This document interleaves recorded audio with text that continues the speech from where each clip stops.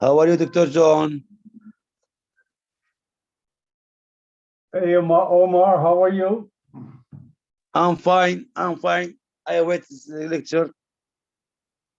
Okay. Okay, Okay. I'm ready. Okay, I'll be back. Okay, I return. Okay, okay.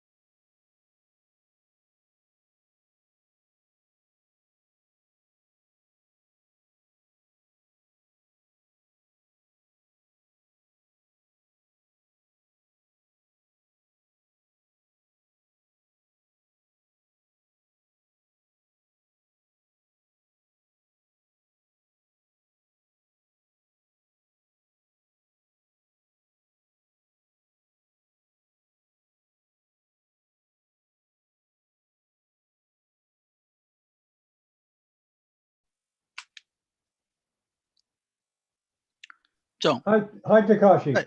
Hi. Good evening. How you doing? Yeah, I'm fine. Yeah, I'm I just came back good. from the shopping. Oh, okay. Let's see. Yeah, I just wanted to talk about the social media in Japan. Social media. Yeah. Maybe after or tomorrow or the next day, we can have a little web chat. Okay. Okay. So we're not hurried, and you know what I mean. Yeah. Yeah. So we communicate and we have the webcast. Yeah. But so everything okay? Everything is okay. So I'm ready for today. Okay. Yeah, I'm very happy to attend the meeting at Juha and Goel. A very Okay. informative meeting. Yeah, he's always good. Okay, I'll be Yeah. back. Hello, Okay. Omar. Okay. Okay.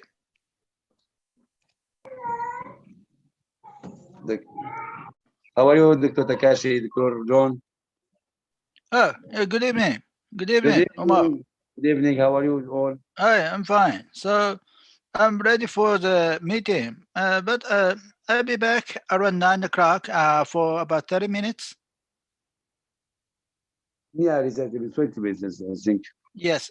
Yes, 30 minutes, about 27 minutes. Takashi. 27 minutes. Okay. Right. So I'll be Okay. back. I'll be back after. Thank you. Okay.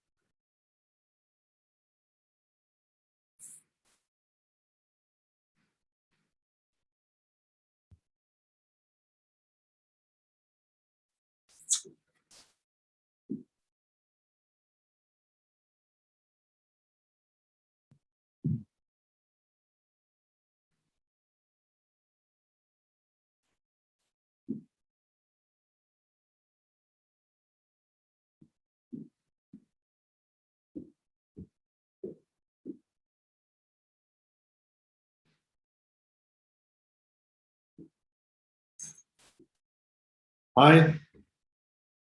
How are you? How are you? Fine, thanks. Thank you. And Yeah, you? yeah, 5 minutes, we are ready. 5 minutes or so.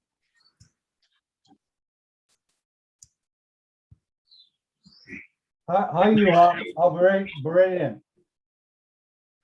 Hello? I'll be right there. This is John. Mhm.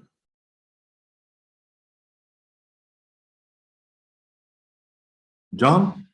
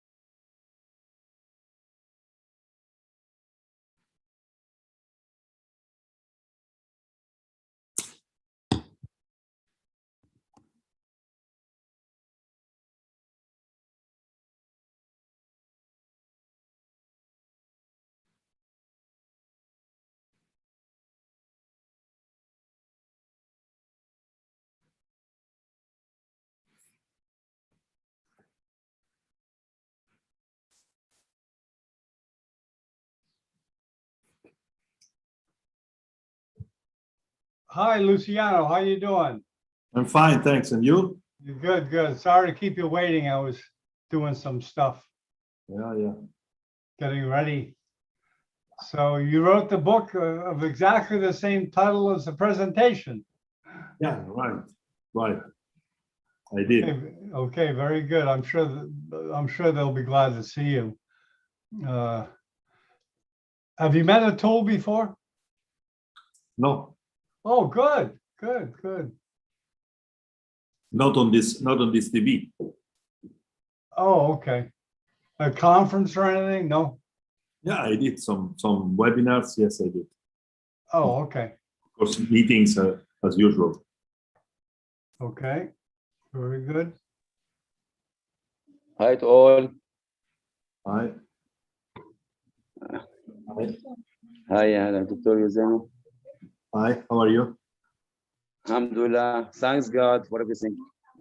Good to see you. Yeah, Omar is from Syria. Good. He's very active here. Hello, Dr. Kanu, are you there? Dr. Kanu from Nigeria. Are you manning the microphone? Yes, I'm here, John. How you doing today? I'm all right. I'm in the operating room, actually. No camera, right? How are you doing? No camera today. Can you hear me? No, that's smart. If you have a John, can you hear me? Yeah, that's smart, Dr. Kanu, not to use the video when your bandwidth is not good. So yeah, that's a smart thing because you can. John, can you hear me? Yeah, you can still watch and you can talk, but what eats the bandwidth is the video part. So.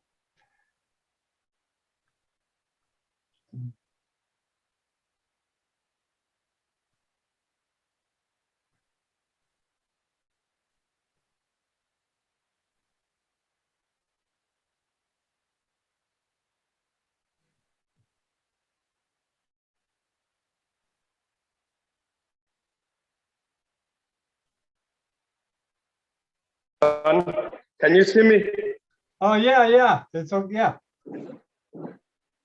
Yep. Oh, yeah, in the OR. I'm in the operating room. Okay. Very dedicated.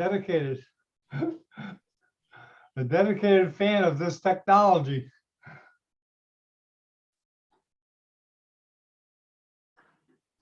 Okay.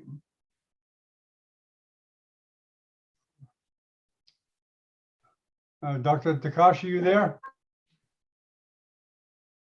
Yeah, Dr. Canu, meet Yes. meet Luciano Mastronardi, a neurosurgeon from Italy, who's written a book exactly the same as the title of this talk. Dr. Canu is from Nigeria. Great. Hi, Takeshi.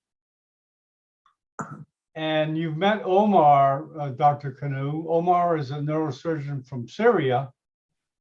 And Leonardo, you met him.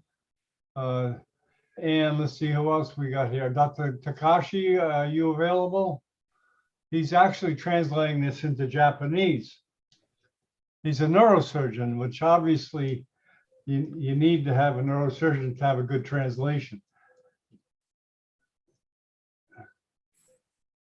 And Raphael is here.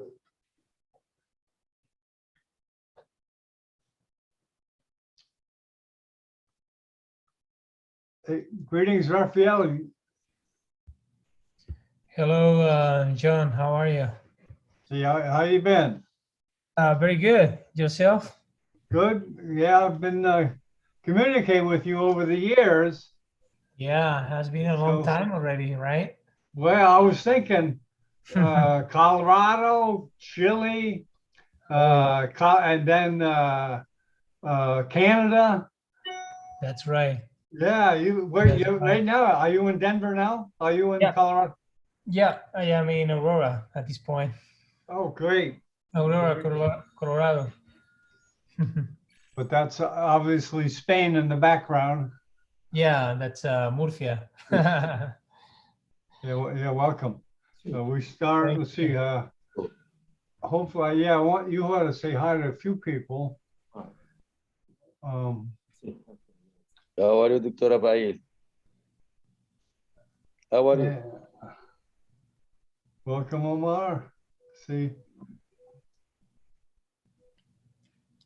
Now, Raphael's a neurosurgeon I've been following for a while. He's been in many places. Can you trace it really quick? First, I ran into you when you were in Spain. I think you were doing a residency there at the end of your residency, right? No, I think when we met was in 2015. I was in Canada by then. Yeah. I was doing endovascular. Then I went to Chile. Then I was doing, basically I was doing open vascular and some skull base as my practice. And then I moved here to the US, but I've been doing mostly skull base. So now, do you want to do a fellowship with juha?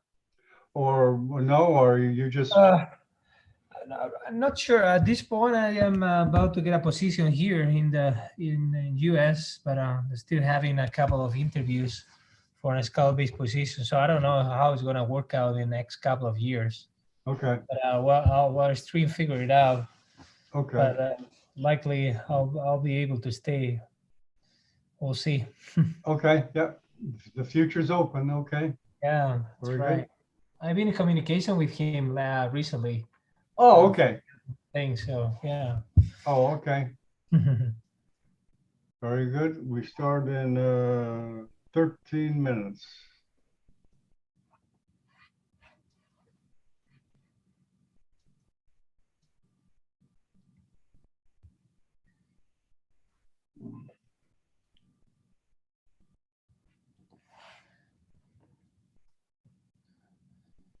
So John, you must feel so proud, man, because you have been pretty consistent, like in the recent years, right? Like you have a lot of. Yeah, slowly. Okay. You know, it's it's slowly, and the the platform's getting more accepted. So Mhm. that makes it easier if you don't Right. have to convince people that they're already convinced. So, Right. so it's a lot easier. Everyone knows what it is now. Before, remember Hangouts? Right. Hangouts. Oh, that was Oh, crazy. Yeah. yeah, that was a little tougher than Zoom. Yeah. The guy was smart. Where are you at right now? You are in Miami or? Yeah, Miami Beach, still Miami Beach. Here's Juha now.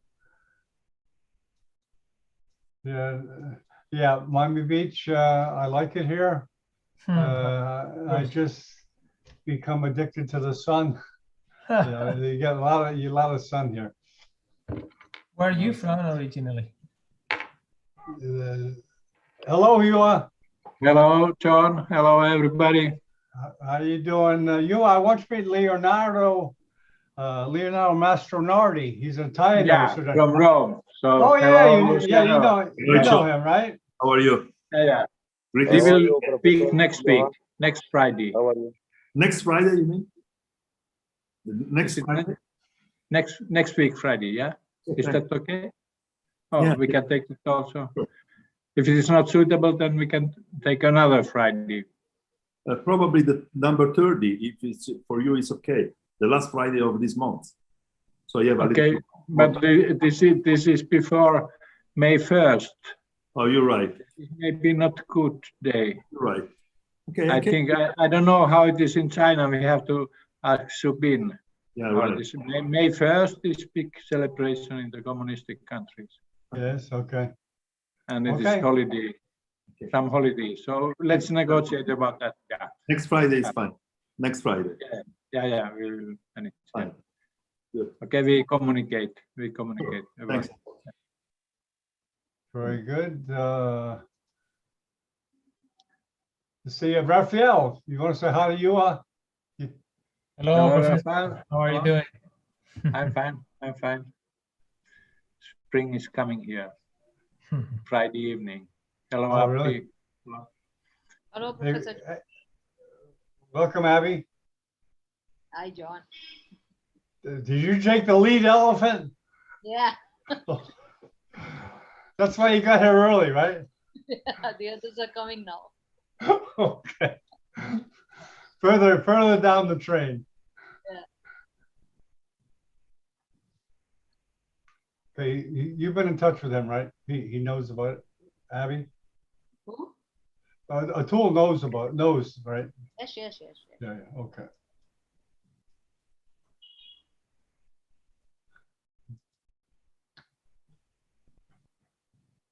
What is that? Can we take it off? Yeah, who is coming? Then it's possible to close from them.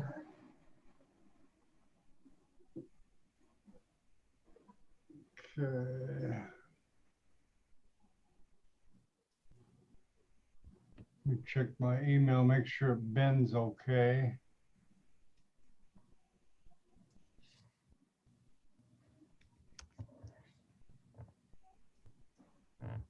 Nice, okay.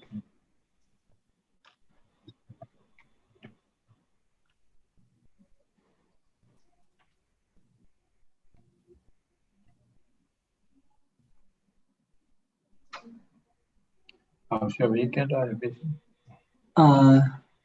Yes, yes, busy with graduation issues. I would need some photos for the PowerPoint, not more working. No problem, no problem.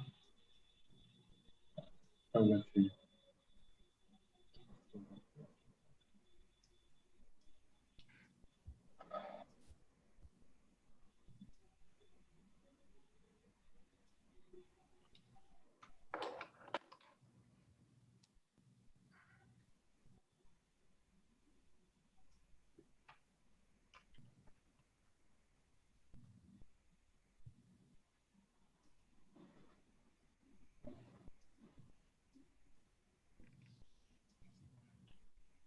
How you doing, Z?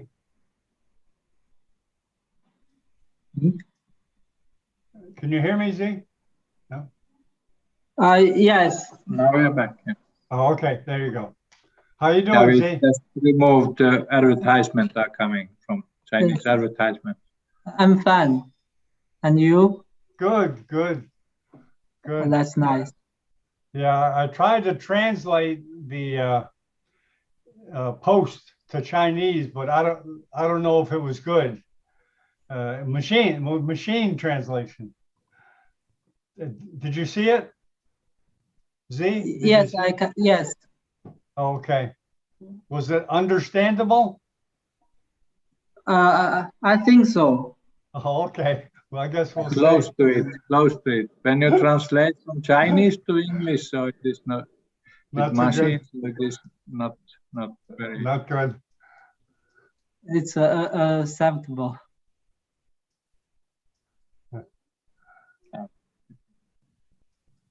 Well, Juha, do you have those little things that translate instantly?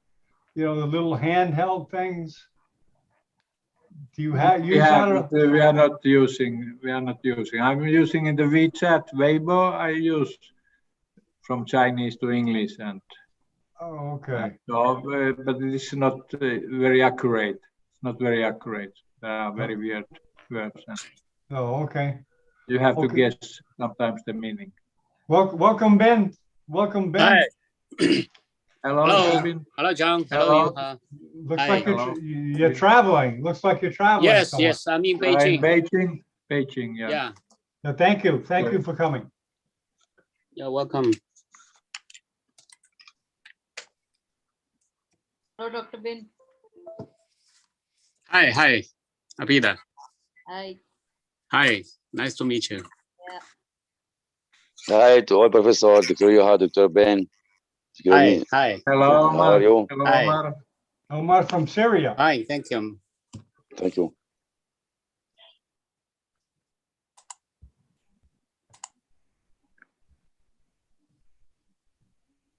And we may even do a. Takashi is here. Takashi is here. Yeah, Takashi, you Hey. here? Hey, Yeah. good evening. Good evening. Yeah. Now we are lacking only Atul. Oh, okay. I'm ready. And Hello, Abby. Have you chatted with Dr. Toole lately? Should be coming in. She should be Okay. coming. I think he's Okay. trying to talk in. Yeah. I know he likes to, like the king likes to come with the buildup.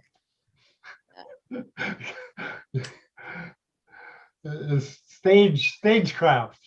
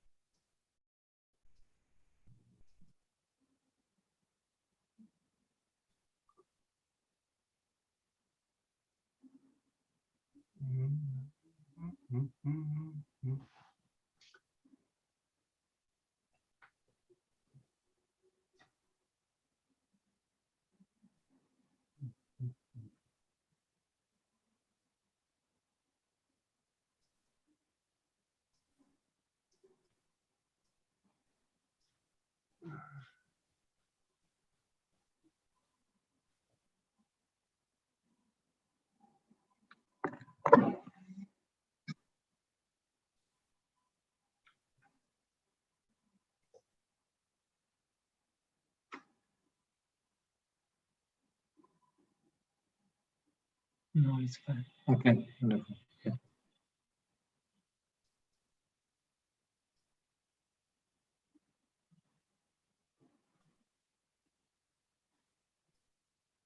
Well, Abby, have you talked to, texted with Dr. Atul lately? Just a minute, John. He's just trying to get the link. You want to send him a separate link? Yeah, sure. How do you Yeah. want? Hey, I'll send it in chat here, okay? I'll send it to you, Abby.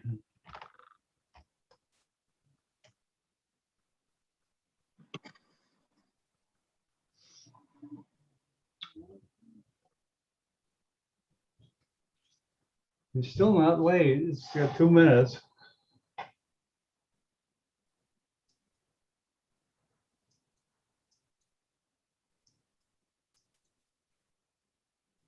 Victor.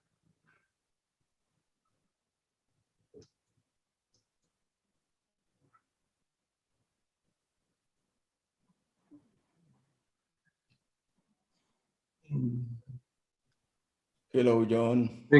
Hey, Victor. Buenos días. Hello, Professor Juha. Buenos Hello, días. Victor.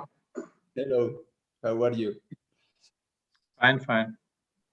How are you, Dr. Victor? Hello, how are you? Fine, how are Nice you? to see you. Nice to see you. Fine. Also. Nice, thank you. So, Victor, you've been pretty active lately on the internet. Victor? Maybe I'm muted. Yes. Oh, maybe not. Yeah, you estaba muy activo on internet. Sí. Sí. Muchos congresos. No, yesterday,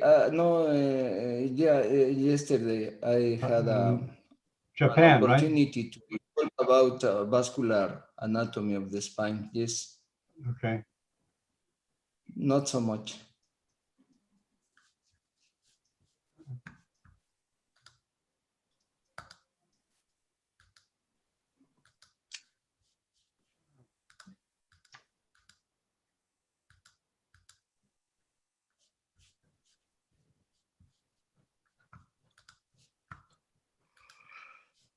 So we're just waiting on a tool.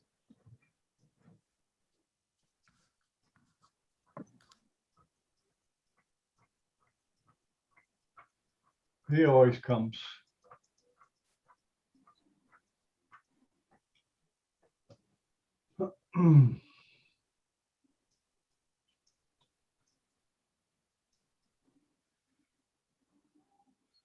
John is having some trouble joining in. Just 5 minutes more. Okay. Okay. I can keep my introduction so in this time. Do you want to? Or Okay. we wait for him.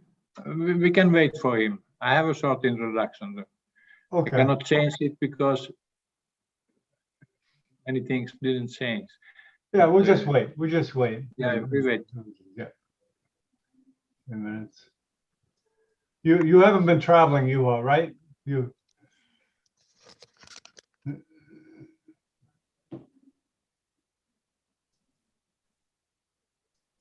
A feeble attempt at conversation. Hello, Harshad.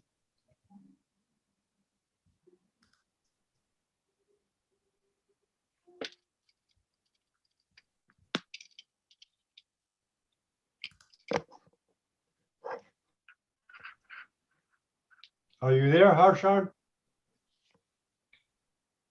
No, perhaps not.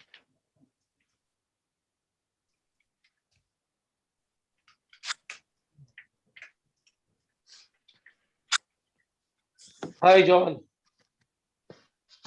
Hello, Harshad. Welcome. Hi, how are you? Good, good. Well, you made it. Oh, okay. You were on duty. All fine? Yeah. You're on duty. Yeah. Okay. Welcome. Yes. Great regards to Professor Juha and Hello, Victor. Harshad Parekh. Nice to see you again. Thank you. Thank you. Yes. How are you? Fine. Fine. Fine, all fine. Good to see you. Dr. Luciano Mastronardi. Nice to see you. Dr. Rafael Martinez. Where are you from? Hello, Victor. I am originally from Spain, but I'm in the US, in Colorado. Oh, good. Which is your Okay. topic? Okay, el tool he's here. Acabo de llegar.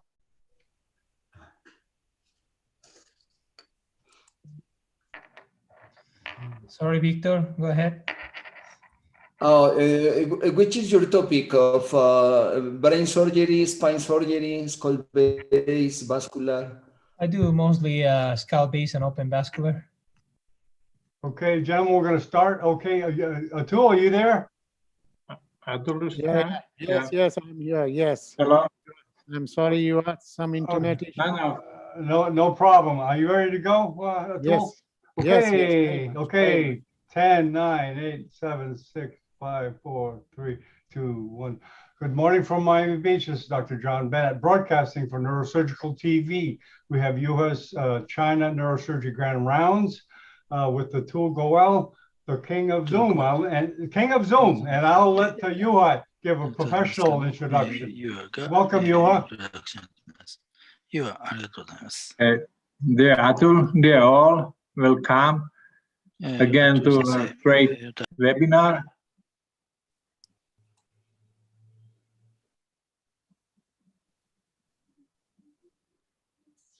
Can you see my?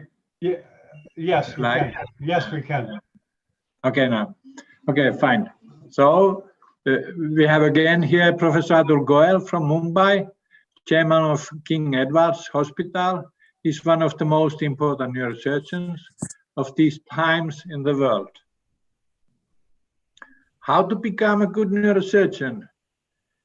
For that, you need to be a social person. You cannot become neurosurgeon alone, but you need heroes, mentors, and friends. These are all extremely important. And I'm very happy to have as one of the heroes of mine is Atul Goel, and he's also a good friend of mine. So, how to become a good neurosurgeon? Very simple, train hard. Follow the way Professor Atul Goel is doing. I have learned very much from him during the webinars, but of course we know each other 20 years and I have followed him extremely carefully and tried to follow his footsteps. So neurosurgery has three parts: operative skills, then research, clinical and basic research. As neurosurgeons, we should do clinical research. This is better for our profession. And then teaching, like John mentioned, Atul is the king of webinars. He's lecturing extremely passionate and convincing, and this is one of the things we should learn from him. How to improve all the time? You should analyze your experience and publish. This makes you 5 times better neurosurgeon. Should not believe everything that has been done in the world. You should find new strategies and new ways to treat the patients. Thinking and observing your surgeries, patients' outcomes is very important, and you should learn from others. It is very important to have open mind. You should not continue with that what you learned in the 6 or 7 years of your training and then continue this 30, 40 years the same. You should all the time change. This is how it goes, and this way you become better. So World Neurosurgery selected 2014, 69 most important neurosurgeons during the 100 years in the world. And here we see Atul Goel from India is here. And he has published profusely important papers, more than 800. This means that he has analyzed what he's doing and thinking of that. And as mentioned, this is one of the ways to become a great neurosurgeon. Professor Atul Goel is doing around 1,500 personal operations a year. This is possible in a big country like India, China. For that, you have to be excellent neurosurgeon, organizer, surrounded by a good supporting team, and the patients and society. All that is needed for that kind of flow of surgeries. You should train your best young people they should become better than you, and this is very important in development of neurosurgery all the time. So thank you very much, Shay. I give the word to Atul Goel. He's speaking on surgery of trigeminal neurinomas. So Atul, please go ahead. Yeah. Thank you, Juha, for inviting me to this very important neurosurgical seminar. This is one of the most important seminars of neurosurgery, and several wonderful people have had the privilege to be here, and I'm extremely proud to be on this panel. Juha, of course, is one of the finest and one of the most loved neurosurgeons of the world, and it is my great honor. And I see my friend Binzu, Takashi, I see Victor in the audience, and of course, the man from Miami Beach in his attire, my dear John. And he has given me several very important positions, and one of them, I hope I am able to convince him more after this webinar. So I am going to talk today on one of my very favorite subjects, and that is trigeminal neurinomas. Trigeminal neurinomas were not really understood 25 years ago. Very few people in the world knew how to operate maybe 30 years ago. Trigeminal neurinomas were an enigma. Trigeminal neurinomas, nobody actually knew the concepts of trigeminal neuronoma surgery.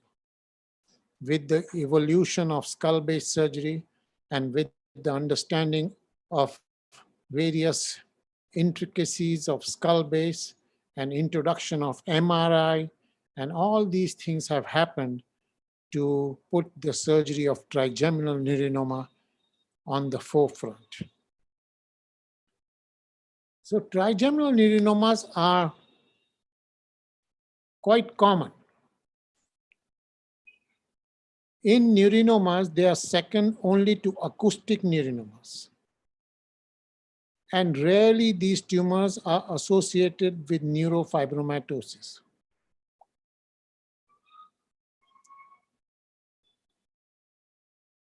So in the year 2003, I wrote this article on trigeminal neuronomas, my experience with 73 cases.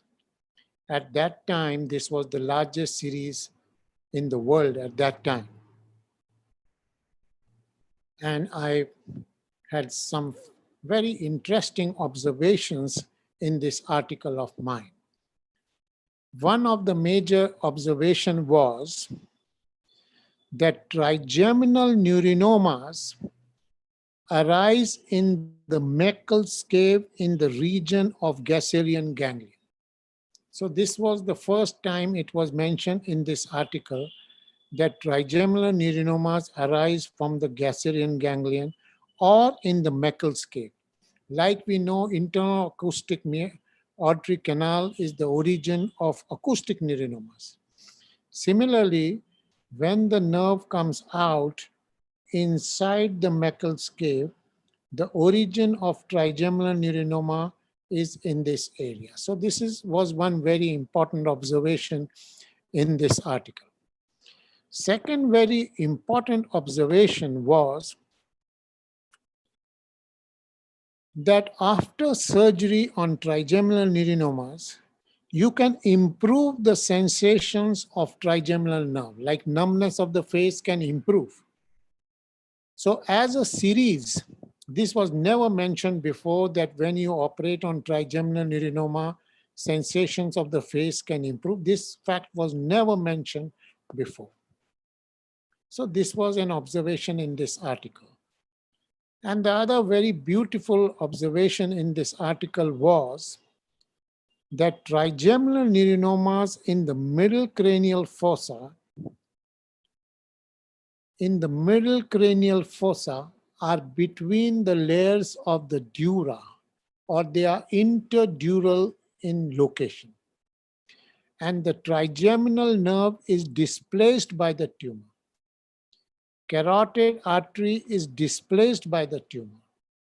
Cavernous sinus is displaced by the tumor.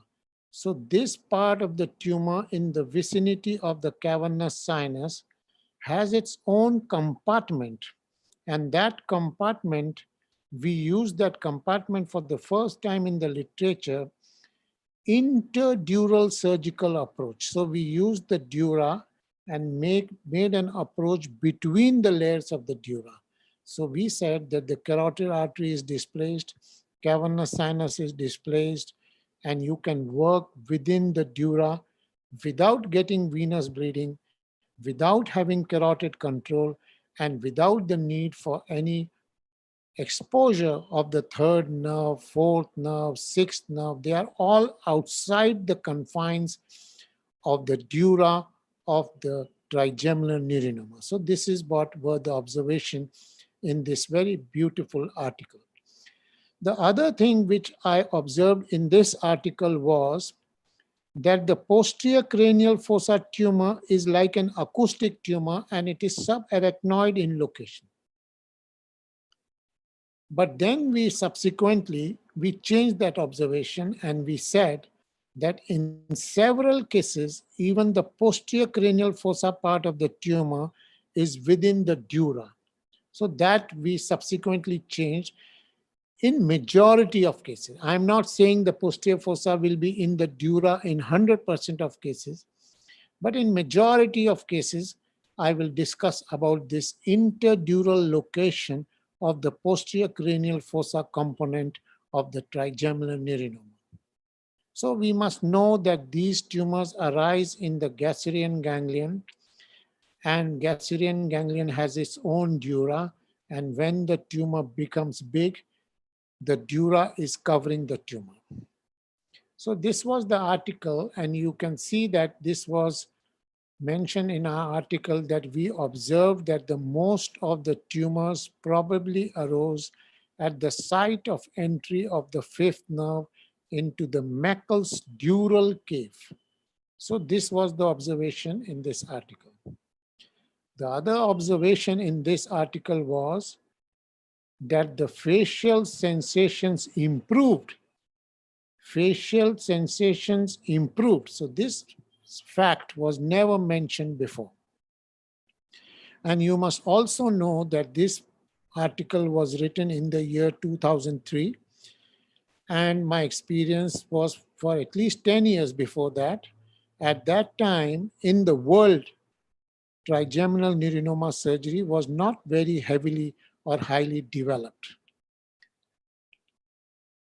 So this was my article on extracranial. So in the year 2010, I wrote this article on extracranial, trigeminal neurinoma with extracranial extension.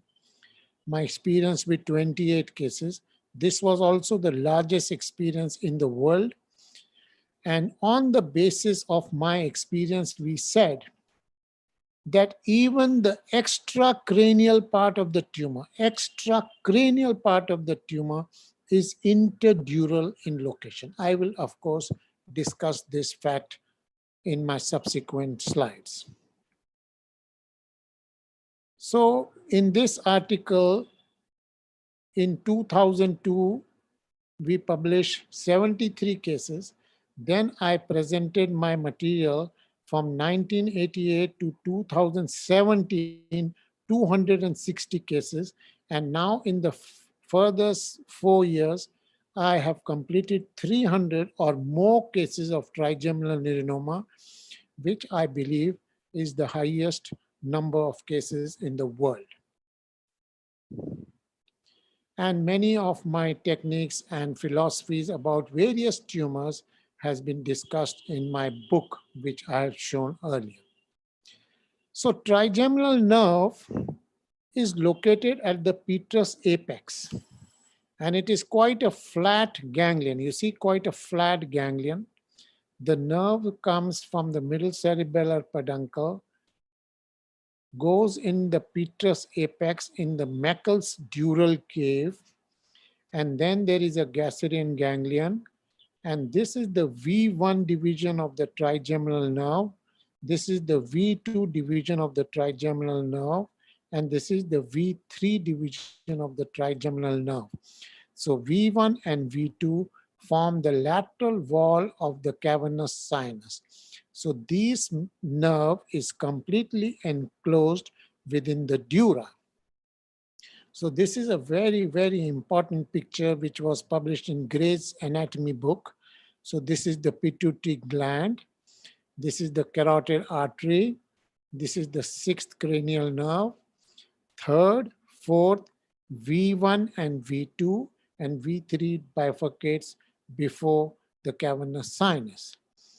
So these two nerves you are seeing are completely within the dura, and they third nerve and fourth nerve also have a dura, and the sixth nerve also has a dura along the internal carotid artery.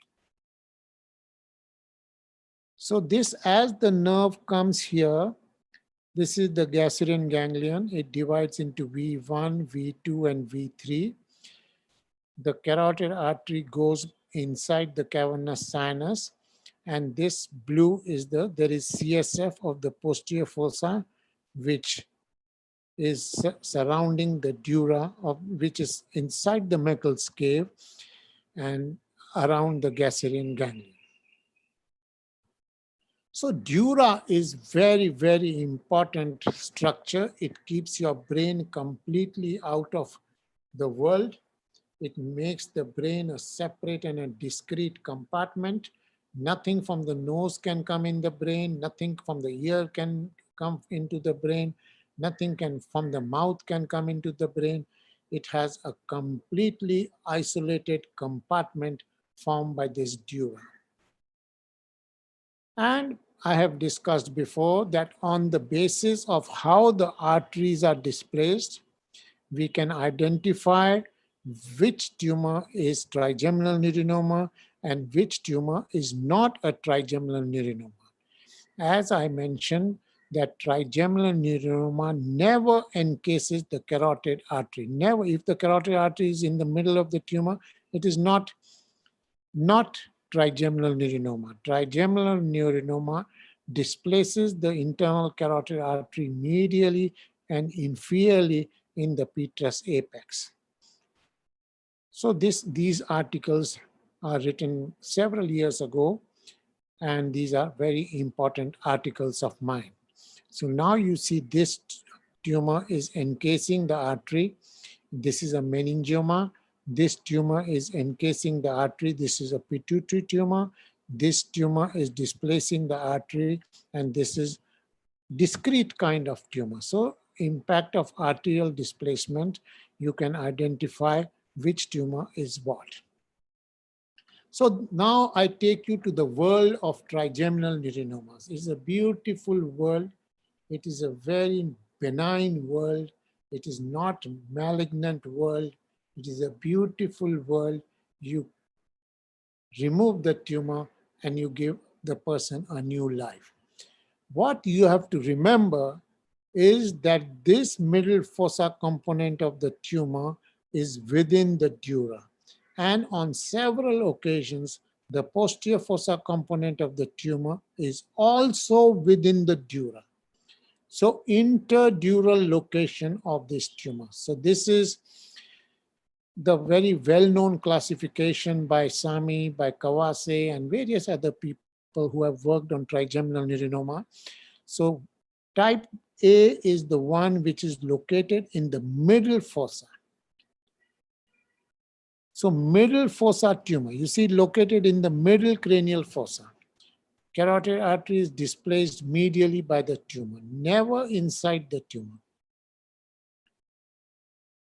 Tumor located in the posterior cranial fossa. These kind of complete location in the posterior cranial fossa are relatively rare. So this is type B. Type A is middle fossa, type B is posterior cranial fossa. Type C is this kind of dumbbell shaped, middle fossa and posterior fossa. And these are very common types of trigeminal neurinoma.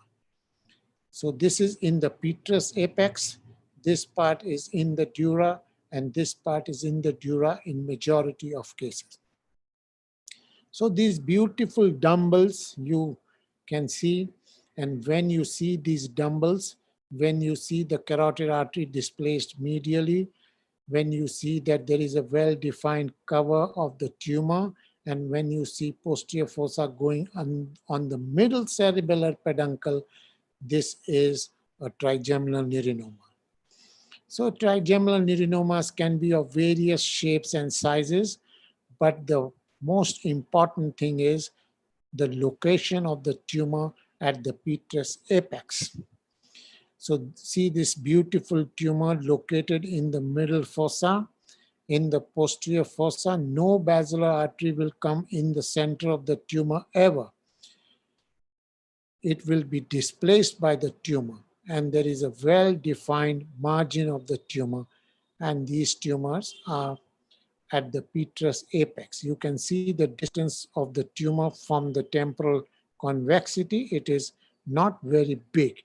So this is the external ear canal, and external ear canal is directly in line with the petrous apex. So this tumor, the middle or the center of the tumor is at the external ear canal. Quite frequently, these tumors can go in the extracranial compartment along the divisions of the trigeminal nerve. So this is the V1 division of the trigeminal nerve. This tumor we reported that this is the region of middle fossa, and going along the V1 division or the lacrimal division of the trigeminal nerve, V1 division, and this is, as I mentioned to you, that even this part of the tumor is within the dura. Carotid artery is displaced along the medial side of the tumor. You see, these are the teeth here, and this is along the foramen rotundum, along the V2 division of the trigeminal nerve. So these tumors can go along the V2 division of the trigeminal nerve, but you must remember the major bulk of the tumor always remains in the middle cranial fossa, because the tumor arises in the region of Gasserian ganglion. From there, it goes into the region of foramen rotundum in the maxillary division of the trigeminal nerve. So this is along the V2. This is along the V3, the mandibular division. The tumor is coming down and it is going along the mandibular division. You see the foramen ovale is eroded by the tumor. So the bones become eroded. So this foramen ovale has become big because these are benign tumors. These are slow growing tumors. They erode the bone and they enlarge the foramina.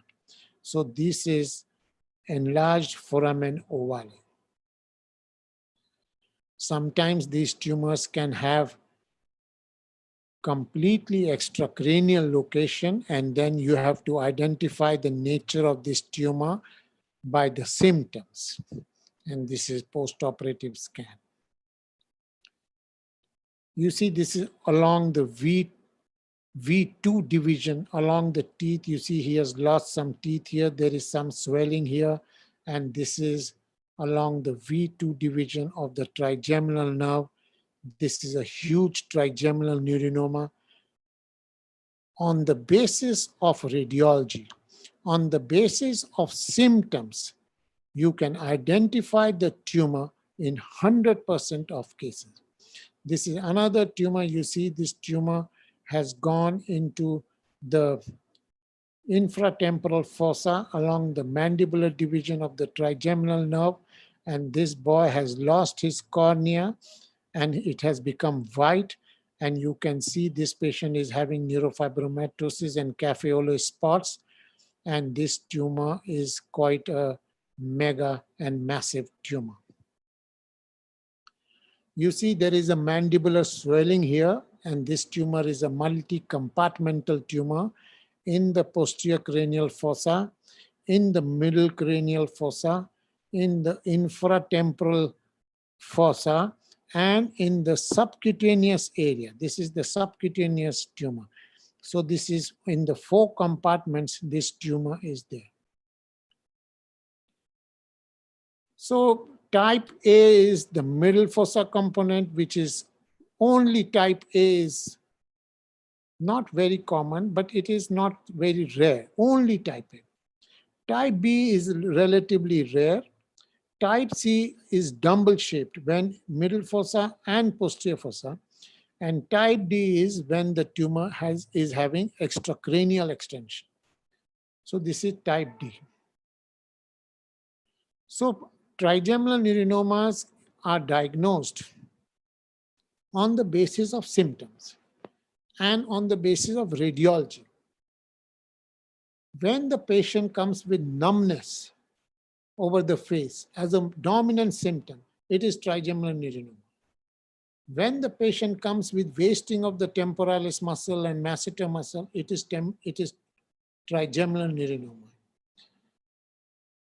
The tumor can be very small in size. So this is a very small trigeminal neuronoma, or it can be huge in size. You see, it is a very big trigeminal neuronoma. It can be quite necrotic. You see, it is a huge trigeminal neuronoma and quite necrotic. You see, there are multiple necrotic areas within the tumor. So this can assume a very huge size, but still histologically, they are quite benign in nature. Of course, when there is a cystic presence in the tumor, they are inherently a little bit more aggressive. So there can be huge dumbbells. You see, there can be huge dumbbells in the posterior cranial fossa, in the middle cranial fossa, and also in the infratemporal fossa. So this is the beautiful, I call trigeminal neuronoma, one of the more beautiful tumors to be seen and to be operated. You can imagine the soft nature of the tumor going right up to the temporal convexity, being covered by the dura, is quite a wonderful surgical operation. So this is another huge tumor, and you can see the necrotic areas within the tumor. So majority of my cases are, quite huge and very big.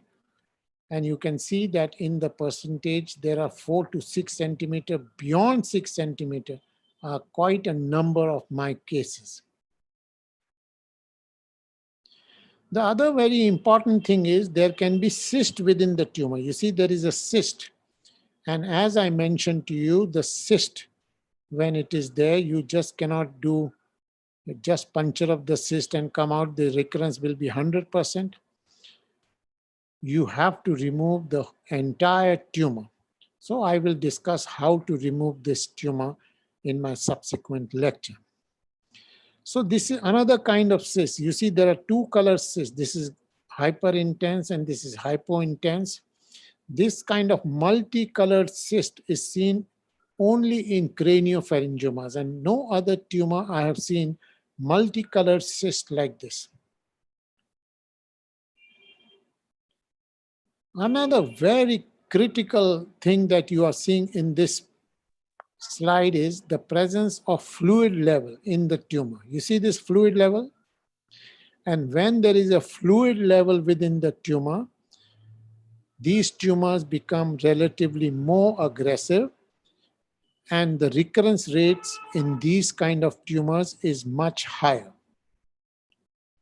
Now, very carefully see this slide. There are multiple fluid levels. You see multiple fluid levels in the tumor. Right, I'm not sure if you can see here, there are fluid levels here, there is a fluid level here, there is a fluid level here, and this is a trigeminal neuronoma. So fluid levels indicate the presence of a benign tumor, which is more aggressive benign. Now you see this beautiful large tumor has multiple fluid levels. You see fluid level here, fluid level here, fluid level here, fluid level, fluid level, fluid level, fluid level. So this is a huge tumor, and you can diagnose this tumor on the basis of the fluid levels and of course on the basis of presenting clinical symptoms. So this is a trigeminal neurinoma because fluid levels. Bilateral trigeminal neurinomas are present in neurofibromatosis. So when there are bilateral tumors, you don't have to operate both the tumors unless one of the tumors become large and the patient presents with the symptom of ataxia. So ataxia is one major indication for surgery in these kind of cases. So bilateral are present in NF2 or neurofibromatosis. Now you see this beautiful tumor. This is a huge acoustic tumor. And this is a large trigeminal neurinoma. So they are almost kissing each other. You see, tumors of completely different type. This is acoustic and this is trigeminal, and both are almost touching. Not almost, they are completely touching. You can imagine the situation of the brainstem and how it must have been displaced. This is another case of NF2. You see there is a trigeminal neurinoma, there is a fourth nerve tumor, there is a sixth nerve tumor, there is a seventh nerve tumor.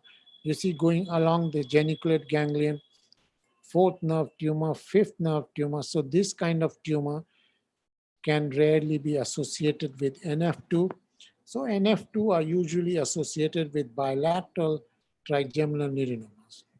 Now I want to show you another very fantastic case. This is bilateral trigeminal neurinoma, and you see a CT scan. CT scan is showing ossification. There is bone inside the tumor. So presence of ossification in trigeminal neurinomas is quite a rare situation. And we have encountered at least 6 or 7 cases in my series where there was ossification in trigeminal neurinoma. So this is, and you can imagine this trigeminal neurinoma and this trigeminal neurinoma are also attempting to kiss each other. And this kissing can be, of course, quite dangerous for the brainstem. This is a trigeminal neurinoma, and this is a retroorbital tumor. So trigeminal neurinomas can be associated with some other tumors, like this tumor was a hemangiopericytoma. And this was quite a vascular tumor, and this patient was being treated in plastic surgery and they wanted to remove the eyeball and the tumor. Fortunately, I had a hold on this tumor and I could get this patient into neurosurgery. And this tumor we operated first and this tumor we operated next. So this was quite a vascular tumor. And this, you see, we removed this tumor first and then I removed this tumor. So both these tumors were removed.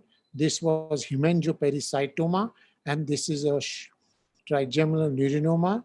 And this patient, I am having a follow-up of more than 25 years. This boy is still alive and thriving, and he is quite a, this is an old picture. I have not taken his recent picture. Of course, he's 25 years older than this picture, but he's completely normal, and he's never allowed me to do any new scan on him because he's asymptomatic.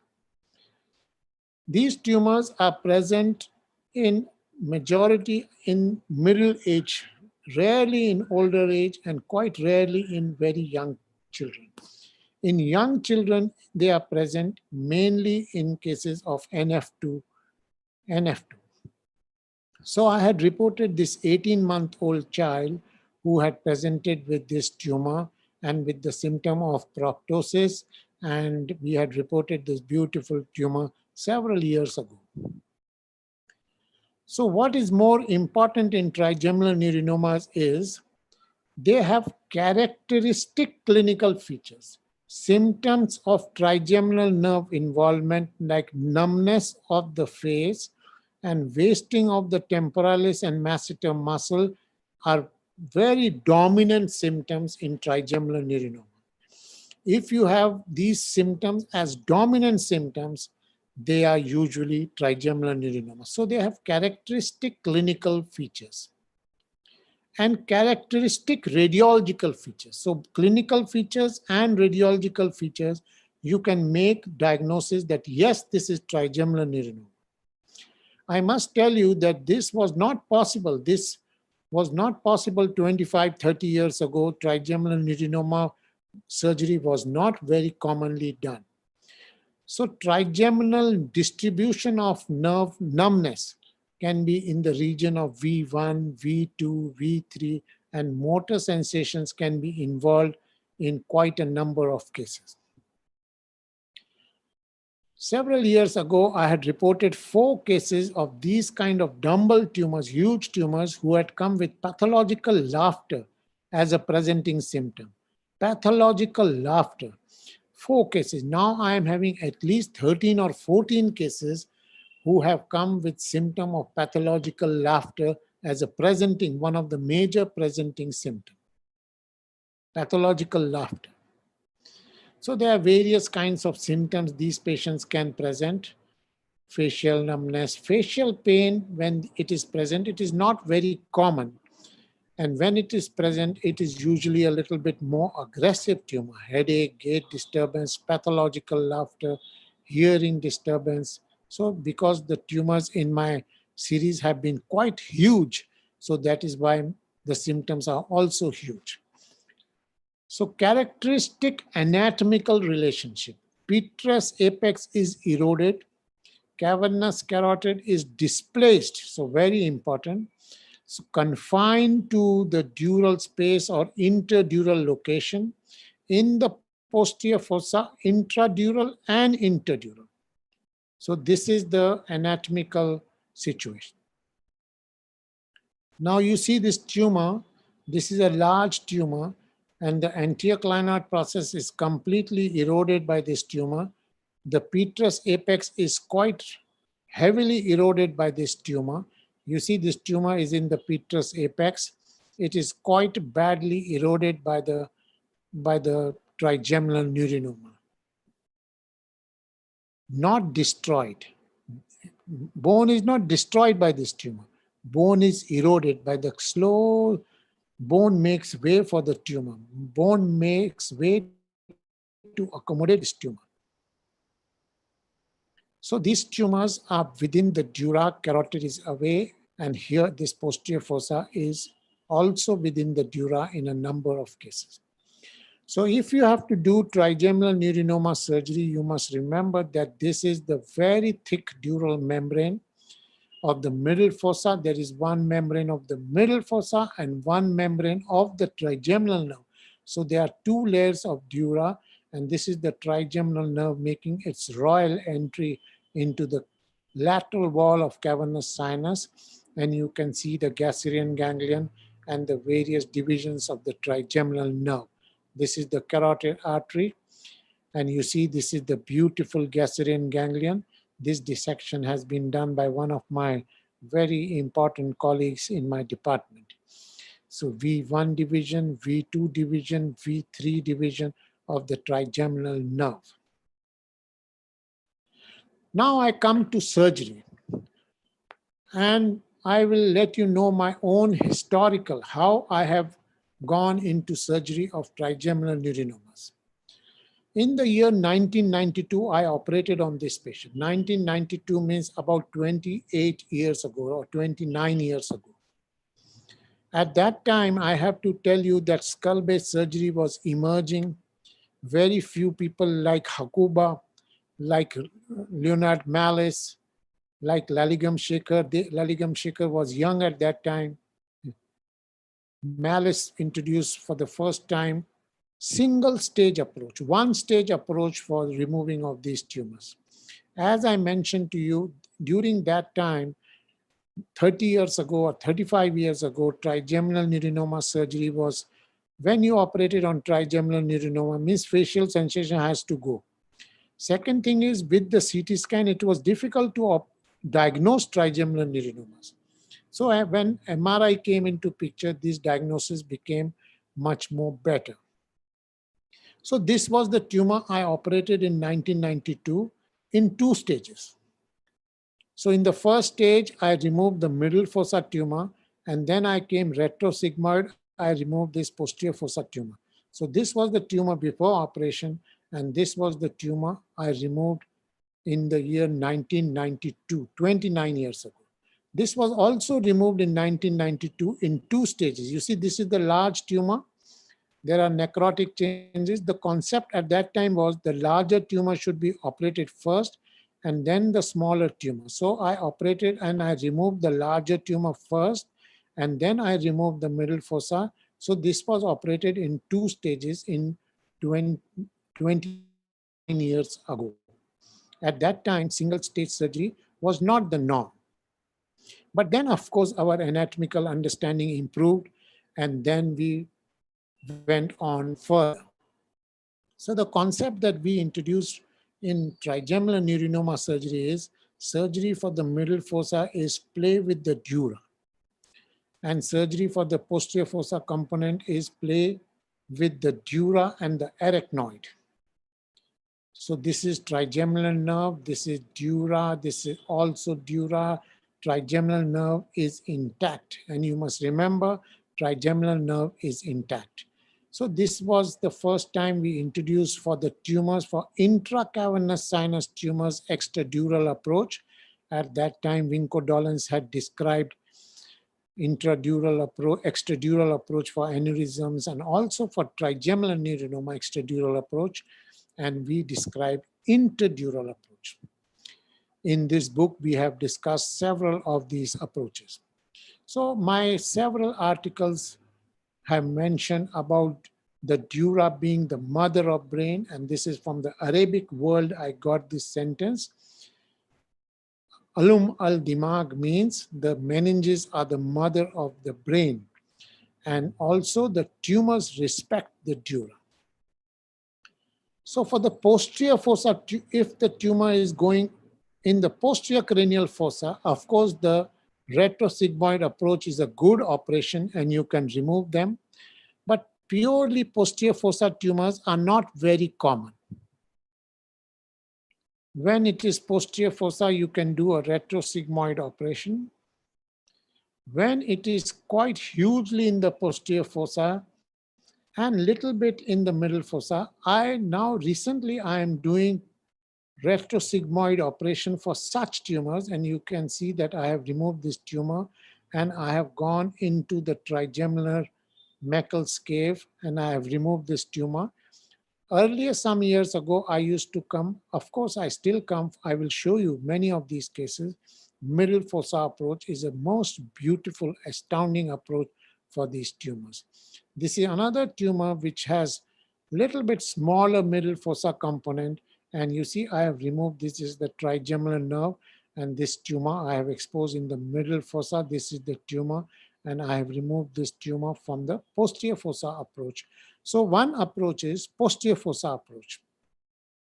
This is, of course, a tumor which is not a trigeminal, it is a meningioma going into the Gasserian ganglion, into the Meckel's cave, and I removed it from the posterior cranial fossa approach.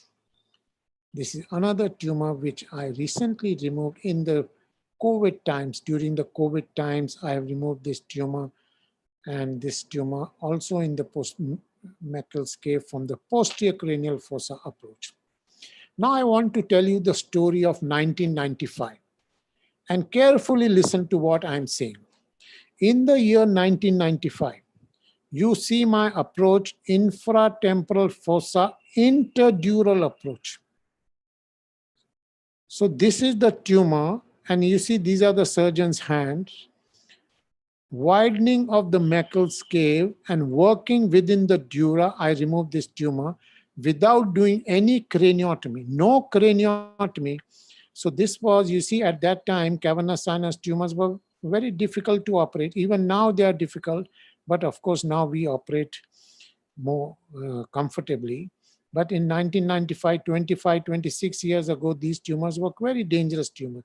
But you see on the basis, you see the concept that these tumors are trigeminal. That is one. Second thing is they will be in the dura. So I described this approach, infratemporal interdural approach, without doing craniotomy in 1995. So this was one tumor which was on the basis of clinical findings, trigeminal neurinoma, and I did a small, very little craniotomy around the foramen ovale and opened the dura, not opened the dura, within the dura, I removed this tumor in 1995. Also, I removed in 1995 by doing just this bit craniotomy. You can imagine how much I must have, and this is picture from my article that was published in 1995. I removed even the posterior cranial fossa tumor and the middle fossa tumor. You see, this is the post-operative image by doing just opening of the foramen ovale without doing any temporal craniotomy.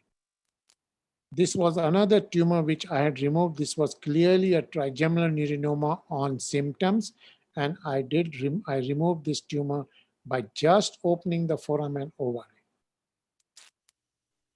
without doing any craniotomy. Of course, I don't do this infratemporal fossa approach often. In the year 1996, 25 years ago, we described this kind of exposure for trigeminal neurinoma. Large dumbbell-shaped. I described this one for large dumbbell-shaped tumors. You see this is the removal of the root of the zygoma, roof of the condyle, roof of the external ear canal, partial mastoidectomy, opening of the mastoid antrum. The center of the exposure is the external ear canal. So this is my exposure. I must say I don't do it now. I will tell you what I do now. And this is extradural exposure, and then working within the dura, I remove the tumor. So I place the patient in lateral position, lumbar puncture, and this is my basal lateral subtemporal approach. And this paper was the first time in the literature where mastoidectomy was included in lateral subtemporal exposure. So this was a basal lateral subtemporal exposure. Basal lateral extension of the subtemporal middle fossa approach, which was published in the year 1996.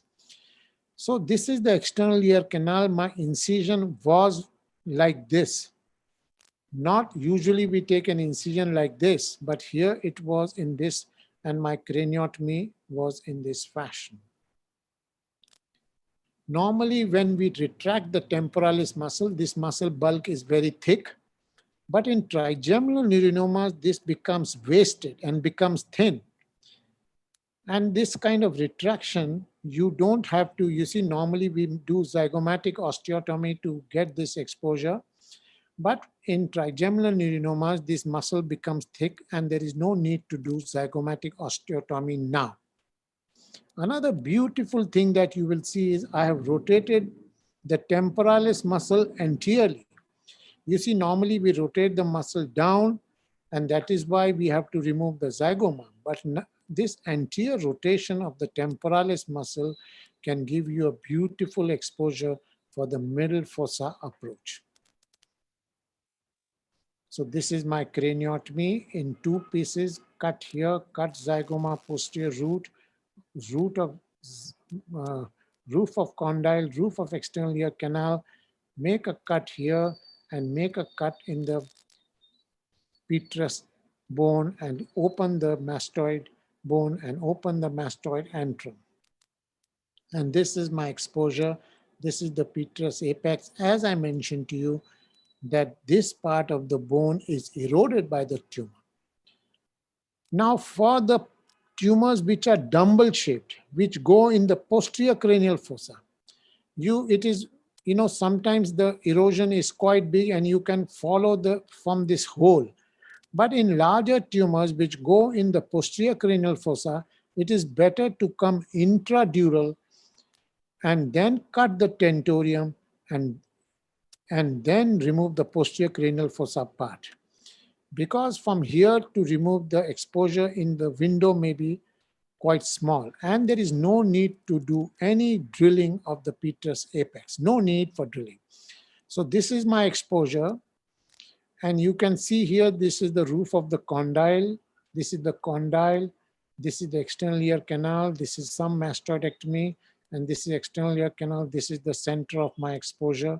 And I had written this article several years ago of my experience with 18 cases, maybe in 1995 or 96, 26 years ago. You see the temporalis muscle is rotated anteriorly, and this is the basal exposure first, and then you drill the removal of the root of zygoma. As I mentioned to you, this was my history. I don't do such massive exposures now. Splitting of the temporalis muscle. You see, you can split the temporalis muscle and then get the basal exposure. Nowadays, my craniotomy is just this much, little bit here, and this small incision, small craniotomy, not so posterior here in the middle of the zygoma I do, and my craniotomy is here. So I split the temporalis muscle here. This is my craniotomy now, splitting of the temporalis muscle, and do a smallish craniotomy here, and you can do all kind of trigeminal tumors resection from this craniotomy. You can, as I mentioned, for dumbbell-shaped tumors, you can take a tentorial dural flap. You can cut the dura, like isolate the fourth nerve, retract the temporal brain, and cut the dura in this fashion, and then elevate the flap like this. I described this flap. You see, now you will say it is very common and all those things. And I described this flap in 1995. Charles Drake used to cut the dura for several patients. Our host Juha must be remembering how he used to do basilar artery aneurysms by cutting the tentorium. But this was a dural flap that we described in 1995. So you cut the dura and you can expose the middle fossa, posterior fossa from the middle fossa. So splitting of the temporalis muscle in 1997 made way for a smallish exposure like this for me. And as I mentioned, this is my exposure for majority of trigeminal neurinomas. So let me show you now some cases. So this is a trigeminal neurinoma. Work within the dura. Retract the brain. Extradurally you come. If it is smallish tumor like this, you will have to come extradural from here, open the dura. Learn the art of breaking the tumor. You cannot coagulate this tumor, If you coagulate this tumor very heavily, you will damage the fibers of the fifth nerve. So no coagulation, just break the tumor, Majority of these tumors are very soft tumors. Carotid artery has a discrete dural definition, and you don't have to manipulate or maneuver the carotid artery.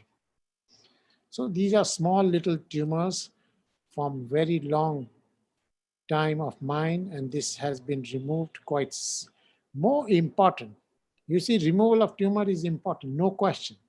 Most important thing in this operation is saving the sensations of the V1, at least V1. Because if you damage the V1, this eye is finished. The cornea will become opaque and you will lose the eye. So most important step in this operation is learn the art of breaking the tumor, learn the art of demolishing this tumor. You see, many of these tumors are soft and necrotic, and you can come subtemporal, interdural approach, and you can remove this tumor. I will say these are one of my most easiest, I should not say easiest, my most favorite tumors in the subject of skull-base surgery. So this is another tumor in the middle fossa going behind. You see, if it is more anteriorly, you can come from more anterior direction. But if it is more posteriorly, you have to come lateral in this direction. You see, lateral, and you can remove this tumor from a lateral perspective. So this is another large tumor, and you have to identify these tumors on the basis of radiology and on the basis of clinical presenting symptoms. This is another tumor, and I must say, if I have seen this tumor, and if I remove this tumor in more than 1 hour, it will be a very sad day for me. It's not sad, but it is unusual. It will not happen. Because you break the tumor, preserve the dura, there is no carotid, no venous bleeding. What you have to do is you have to save the fibers of the fifth nerve. Even the third and fourth nerves are outside the tumor. Sixth nerve is outside the tumor. What you have to do is demolish the tumor whilst preserving this dura. That is the key of operation, and you can have a beautiful post-operative imaging. You see the significant erosion of the petrous apex. There is no need to drill any bone. The tumor has drilled the bone for you. Come from here, open the dura, work within the dura, and break the tumor, and you can beautifully remove this tumor. This is another tumor, pre-operative and post-operative. This tumor is a little bit more anteriorly, so my exposure is a little bit more anterior. Lateral position, lumbar puncture, retract the dura, open the dura, work within the dura, and you can remove this tumor. You see another beautiful tumor, how the petrous apex is eroded, how the anterior clinoid process is eroded by the tumor, and this is post-operative scan. Work within the dura, break the tumor without heavy coagulation, save the fibers of the fifth nerve. So I'm going to show you one case here, and that is, I don't know what case my young assistant has given, but this is a tumor. You see how I'm retracting the dura, and you can see a little bit my exposure is quite big in this case. I will not have such a big exposure now. And also I don't see the image is not so clear. So I am seeing the tumor now. So break the tumor. There is no need to coagulate in this. If you coagulate, you are just wasting your time. And then once you have isolated this tumor, you can remove this tumor in very quick time. This tumor is also, this tape is not very much edited, I must tell you. And this tumor can be removed, and you have to identify very nicely the trigeminal nerve. You see the fibers of the trigeminal nerve will definitely come into picture at the end of your operation. And if they have not come into your picture, you have not done a good operation. You see, this is in 2 minutes, this whole tumor has been removed. This was not an edited tape. And if you now carefully examine this area, unfortunately, there is no further in this, the tape. Let us see if, so the hemostasis is quite easy. And so this is a post-op, this is another tumor. You see this tumor, soft necrotic tumor. This is post-operative image. This scan I have actually shown you. This is the large dumbbell-shaped tumor, and there is complete resection of this tumor. This is another huge dumbbell-shaped tumor, and this is post-operative image showing resection. And when I show you these large tumors, I must tell you that these large tumors are very beautifully seen on MRI, but they were not as beautifully seen on CT scan. And before the era of CT scan came into India in 1981. Before 1981, these tumors were hardly even diagnosed. No angiogram or no ventriculogram could have diagnosed these tumors. So the story of trigeminal neurinoma is only 30, 40 years old. It is not a very big story. So this is another trigeminal neurinoma. Now you can imagine my surgical strategy. Come from lateral, retract the dura, work within the dura, and you have a beautiful postoperative in 20 minutes operation. Now let me show what image I have got here. I must say, I don't know what, I have not seen this tape, but whatever is there, I'm showing you. First is retract the dura. This is outer layer of dura. So this is a smallish tumor. So I have retracted the dura and I am breaking the tumor. See, you see the nerves behind the tumor, and you have to obviously save those nerves.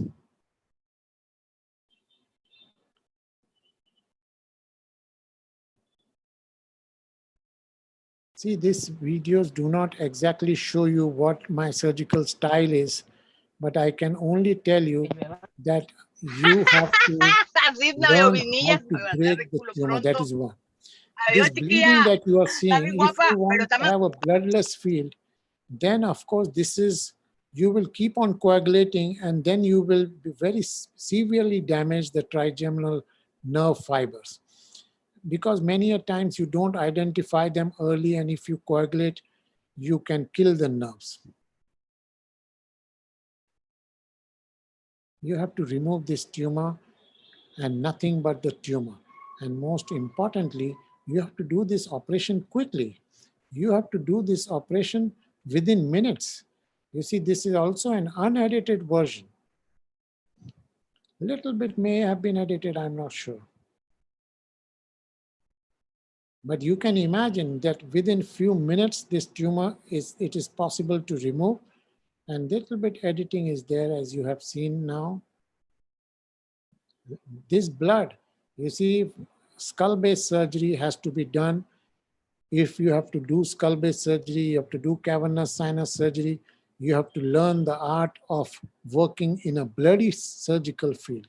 If you want to do a very, very bloodless field, then of course you can keep on coagulating for 1 day or 2 days and then come out after 5 days without removing the tumor. That is not my style of surgery. These tumors have to be removed quickly. These tumors have to be removed within the philosophical domain. You have to learn the art of breaking the tumor, and you have to learn the art of preserving the normal nerve fibers, and that is the way you have to go ahead and remove these tumors. You see this tumor, I'm showing you a completely unedited version, and you can see that in a matter of few minutes, this tumor is completely removed. I am not, you see, in neurosurgery, you never should talk about time factor. Time is of course important, but that is not the most important thing. What I am trying to say is that if you prolong this operation by unnecessary coagulation, it can only be harmful for the patient.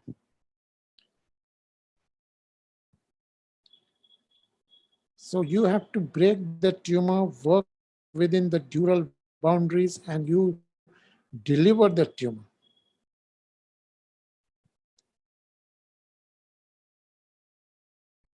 And once you deliver the tumor, you will see the normal nerve fibers in its glory. You don't have to even try to identify where is what.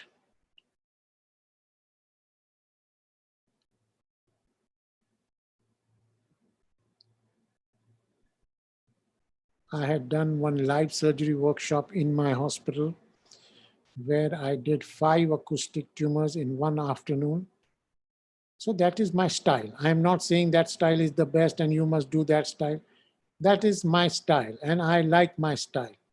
My style is operate quickly.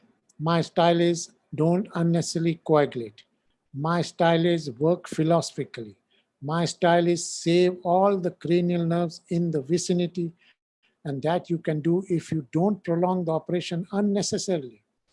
If you prolong the operation unnecessarily, you have very big chance of damaging the cranial nerves, damaging the patient, and you will have a patient who comes out with numbness over the face, and then you say the tumor is bad. Tumor is never bad. We have to make it good. Tumor is, these are the most beautiful chapters of our subject of neurosurgery, and we have to operate these trigeminal neurinomas in the most fascinating fashion, in the most beautiful fashion, preserving the trigeminal nerve fibers. And if you remember, the trigeminal nerve was in the superior part of the tumor, which I am avoiding in the rest of the operation. And the other thing that you must notice, that I have not seen the sixth nerve, I have not seen the third nerve, because they have their own little domain and own little life outside the life of trigeminal neuronoma. So that is my surgery. This is another beautiful dumbbell-shaped tumor. Now you know how I remove this tumor by working within the dura, learning to demolish the tumor, break into the tumor, and this is the post-operative scan. This is another tumor. You see, these are soft and necrotic tumor, soft and necrotic. There is a well-defined dural membrane around the tumor, and this is the post-operative scan. This is another patient which I have done several years ago, maybe more than 20, 25 years ago, and this is the post-operative image. Now, this is a large tumor, dumbbell-shaped tumor, and this tumor was resected by a posterior cranial fossa approach, and this has been removed. Normally, if the tumor is very huge and very small in the middle fossa, maybe posterior fossa approach is a viable option. But if the middle fossa part is big, like in this case, middle fossa approach is the most beautiful operation. So you see this huge tumor, and this is the post-operative image. And I'm showing you several tumors that you see. And then when you go out, when you finish this lecture, everything will look like a trigeminal neuronoma to you, I'm sure. So this erosion of the petrous apex you see, and this is the post-operative scan. This is another tumor having smallish tumor, and this is the post-operative scan. And this is also done recently during the COVID times. So this is another huge, quite a large trigeminal neuronoma. This is the post-operative scan. And let me show you the video of this patient. So this is the tumor. And you just, basically don't go for intricacies of this case. You just go for my style. So in exactly 5 or 10 minutes, I will do this craniotomy, and then I'm elevating the dura. You see, elevating the middle fossa dura from the dura of the trigeminal nerve. You see, this is the dura of the trigeminal nerve, this one. Now I'm cutting the dura of the trigeminal nerve sharply. You see, this tumor has a cystic component. I have made a very small incision, and then I will break into the tumor. You see here, I'm breaking into the tumor, and then I will expand my exposure through that smallish thing. You see, there is fluid in the tumor.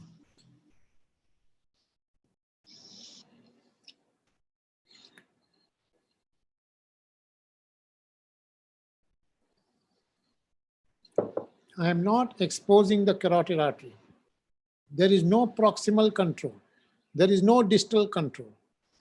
My control is just the dura and working within the dural confines. So that is the trick.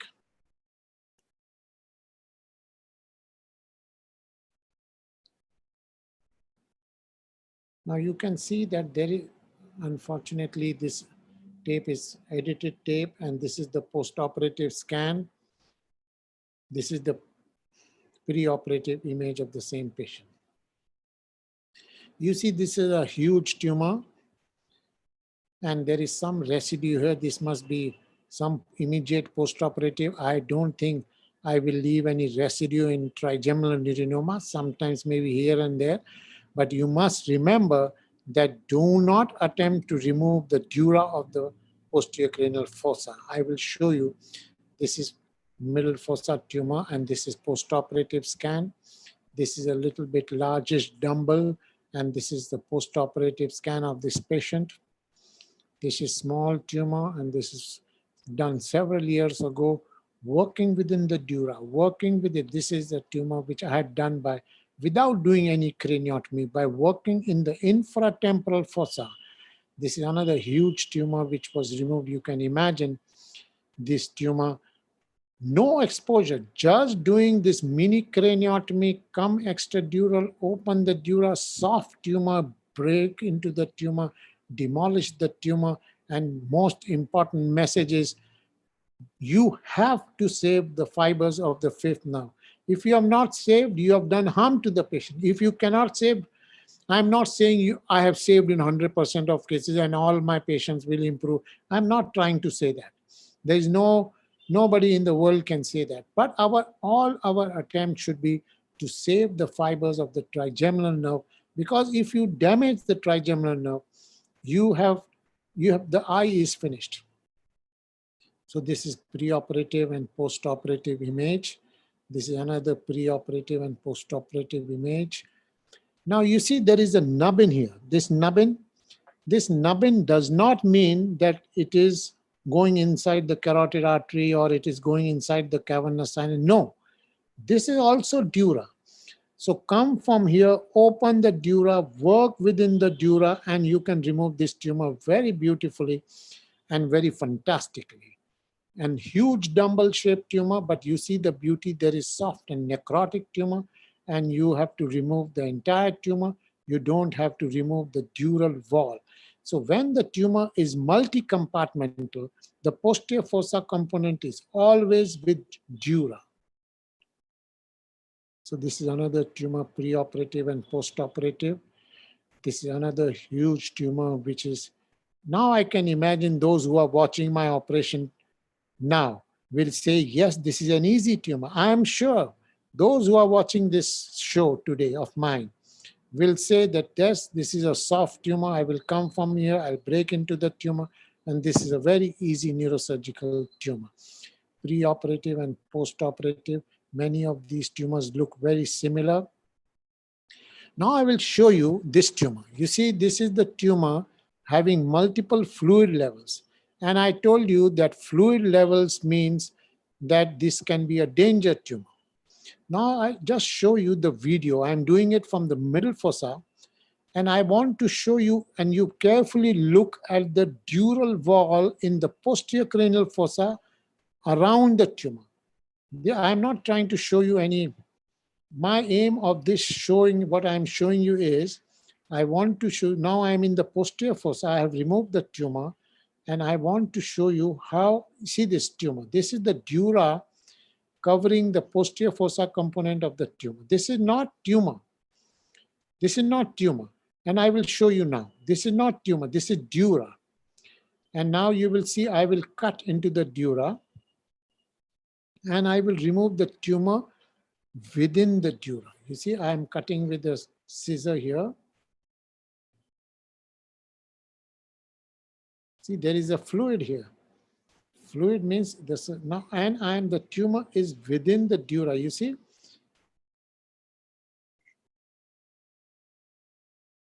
this tumor, and I'm peeling the tumor off the dura. So posterior fossa tumor, and you don't have to remove the dura. And if you remove the dura, you can damage the fifth nerve fibers. You must remember that. So this is the preoperative and this is postoperative image.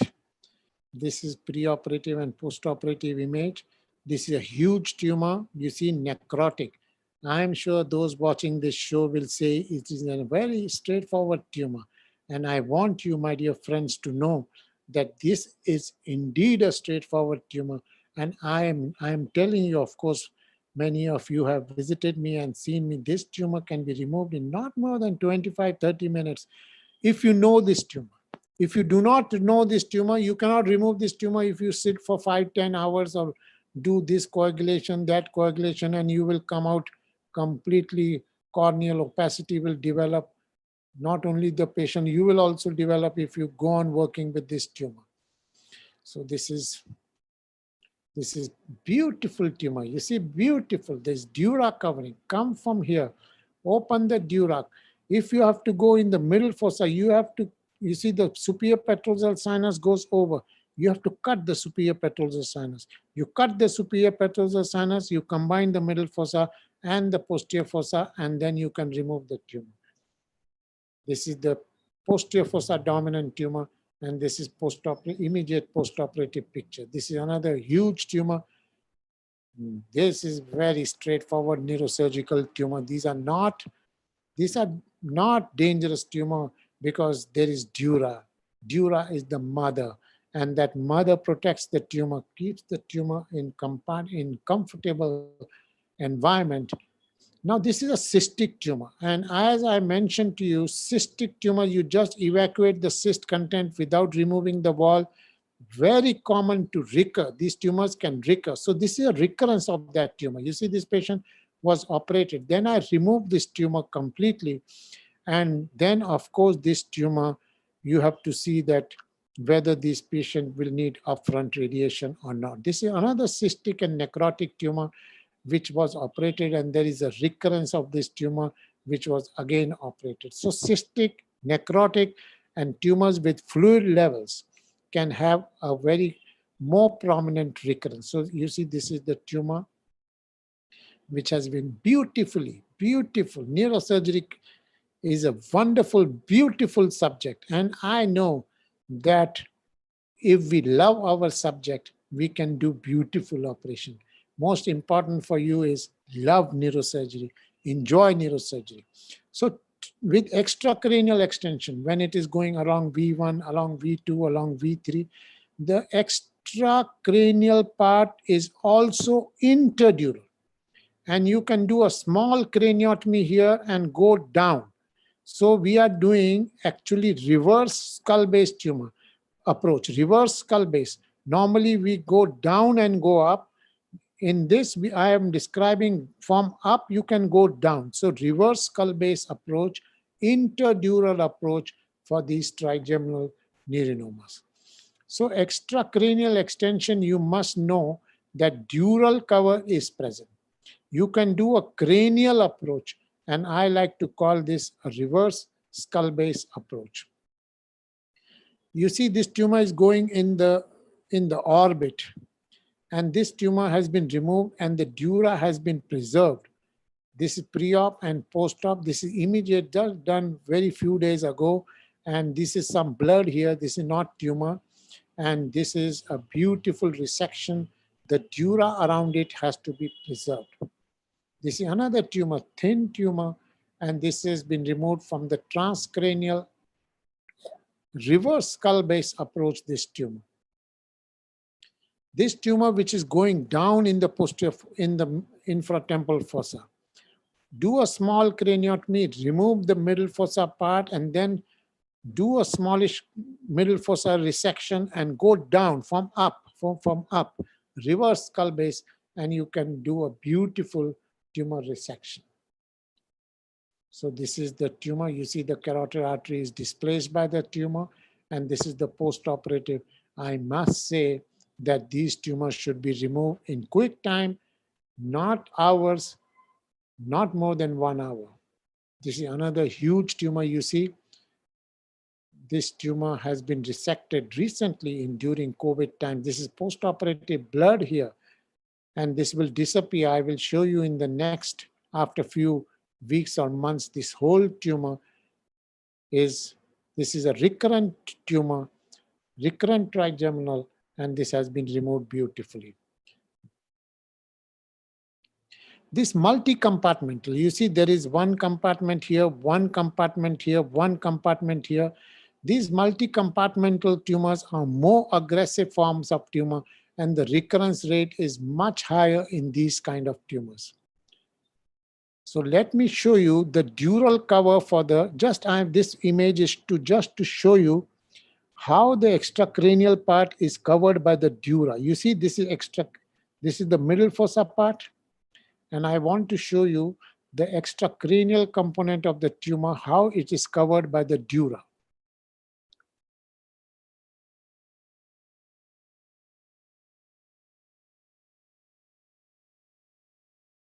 When you are doing extradural approach to cavernous sinus, first thing that you have to do is identify the middle meningeal artery along the foramen spinosum and cut it. You see now I'm going extracranial, middle fossa floor I'm removing. And you see the dura here, beautiful dura, which is going along. The dura is completely covering the middle fossa. This is a softish tumor. You see I'm having the whole tumor in front of me extradurally. And the tumor is having its own dural compartment. Then I'm widening the middle fossa floor a little bit more by drilling. Sometimes you can just do rongers and you can cut them, cut this bone, or you can drill. You see how the whole tumor in the cavernous sinus and extracranial is covered by dura. And a huge tumor can be removed in quick time if you have this concept that no artery will be inside, no nerve will be inside. You see, I'm using a knife to cut. You see, can you imagine knife being cut, used to be, and this is a soft tumor. And then of course you can use your beautiful dissection, aggressive dissection, no coagulation, and you can remove this tumor. Now you see this tumor. This tumor, there is a big bump over the parotid gland. And this is going in the posterior fossa, in the middle fossa, and in the parotid in the subcutaneous area. I'm not sure. Yes, so I am having a video here. Let me see what video I can show you. So this is a small little craniotomy I am doing. This has been edited by my young associate consultant neurosurgeon. Then I am removing the middle fossa floor. You must remember that this tumor is quite big. So little bit so what I have done is I have connected the middle fossa with the infratemporal fossa.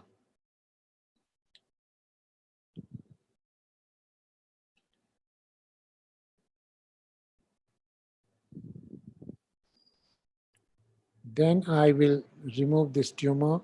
You see, learn the art of dissecting this tumor. Remember the fact that this tumor is going to have its dura, even the skin part. You see, I have broken into the tumor because of the bulk. Then I am demolishing the tumor using my suction, not by bipolar in my hand. There is no bipolar. Several operations of mine will not have bipolar coming in the picture at all for a long time. Of course, when it is required, you have to do. You are a surgeon. You are not a egoistic fool. When it is required, you have to remove it, use it. But what I am trying to say, you can do this tumor even in a bloody field, not with heavy coagulation. So what is going on is I'm removing the bulk. You remember this tumor was a very huge tumor, which is going in various compartments. And you must remember that this tumor will have the relationship with carotid artery and relationship with facial nerve in the parotid region and various other nerves. So what I'm doing is I'm removing this tumor, and you see here from underneath that I'm removing the tumor. You see here, I have removed the tumor.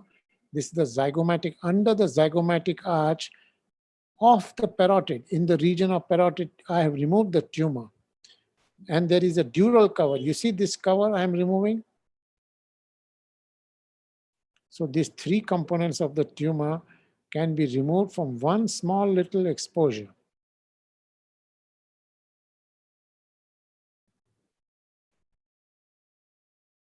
Huge tumor, mega tumor, middle fossa tumor, posterior fossa tumor, infratemporal fossa tumor, subcutaneous tumor can be removed quickly. You see how the tumor is coming out beautifully. And also I have to tell you that you have to save the fibers of the fifth nerve. If you do not save, you have not, you see, you have damaged the person. And my feeling is you can save those fibers only if you do not work aggressively with coagulation.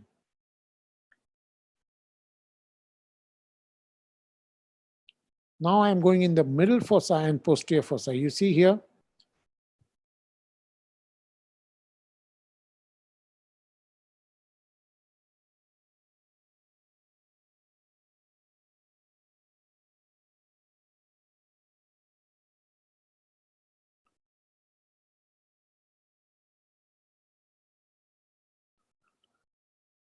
basically now I'm going in the posterior fossa. The dura is covering the tumor, and I have actually removed the whole tumor.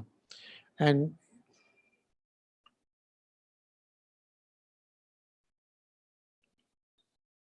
then my hemostasis. My hemostasis, of course, coagulation where it is required, and of course, no coagulation when it is not required. And many of these operations can be done with very, very little coagulation. This is another huge tumor.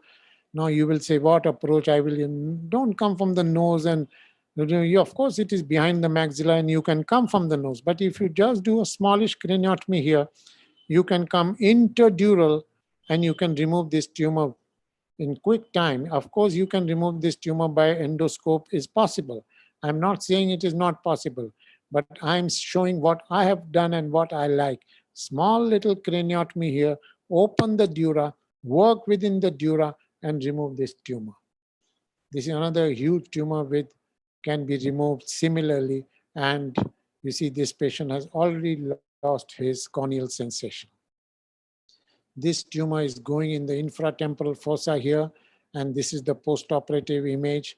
And I must say that in neurosurgery, there are easy tumors. There is nothing easy, of course, but this is one of the more beautiful tumors to be removed. This, of course, I have shown you earlier. Now, even when the tumor recurs, when there is a recurrence of massive tumors, they occur in an apoplectic form and sudden onset symptoms. And when they occur in an apoplectic form, they also within the dura. You see, this is a recurrence of the tumor, and this can be done very beautifully in quick time.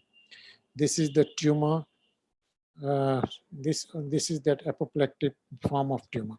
Now what I'm going to show you is another beauty. See, this is the arch of Atlas, and this is C2, and this is C2 ganglion. I just now showed you removal of a dangerous brain tumor without craniotomy. And now I want to show you removal of a spinal tumor without laminectomy or without bone work. This is C2 ganglion. And I wrote an article where I said that C2 Nerenoma arises from the C2 ganglion. I told you that Trigeminal Neuronoma arises from Gasserian ganglion, but C2 Nerenoma arises from C2 ganglion. So C2 ganglion is behind the C1, C2 joint. And these tumors are outside the spine. So I wrote a series of 60 cases of C2 ganglion tumor. And so this is C2 ganglion like trigeminal neurinomas. C2 neurinomas are associated with vertebral artery and venous complex, quite a venous complex like cavernous sinus here, venous complex here. So we said that trigeminal neurinomas are like this, C2 neuronoma also like this. This part A, B, and C, we said that this part is intradural. But then I wrote another article where I showed a series of 50 cases where I said the intradural part is also within the dura. So this was like trigeminal neuronoma. So this is C2 neuronoma, and this is trigeminal neuronoma. So this is completely within the dura. This is completely within the dura. This is trigeminal neuronoma, exactly similar. This is the whole thing is within the dura. This whole thing is within the dura. Bilateral trigeminal neurinoma, bilateral C2 neurinomas are also quite common. So I want to show you the surgery of C2 neurinoma, and this is tape. This is the spinous process of C2. This is the arch of Atlas, and this is the large tumor here. And you must see this surgery without doing any laminectomy and without doing, and this tumor I had operated completely, and the whole operation from skin to skin was 15 minutes, from skin to skin. So this is the tumor. And now you see here, I am going to cut the dura. You see, I am cutting the dura. This is C2 tumor. Can you see the tumor? And there is this small vessel which is jumping on it. But you see, this is the dura. This is C2, and this is and you must remember that there is vertebral artery in close proximity. I'm going to show you Now I am opening the dura. You see, I have opened the dura here. See, this is the dura. I'm cutting This is the Can dura. you see that? I cut the dura. You see this? Yeah, I think that audio is coming Then from I hold the your video. And I show you this removal of this tumor. You see If this? you respect the dura, you can remove this tumor in very quick and beautiful time. And the vertebral artery is outside the dura. And you must know that C2 nerve can be sectioned. There is no need to preserve the C2. If you have to section, you can section the C2 nerve roots. Not like trigeminal. You see how I am removing the tumor without any laminectomy and without any kind of, you see how I am removing the intradural part of the tumor by just doing a dissection.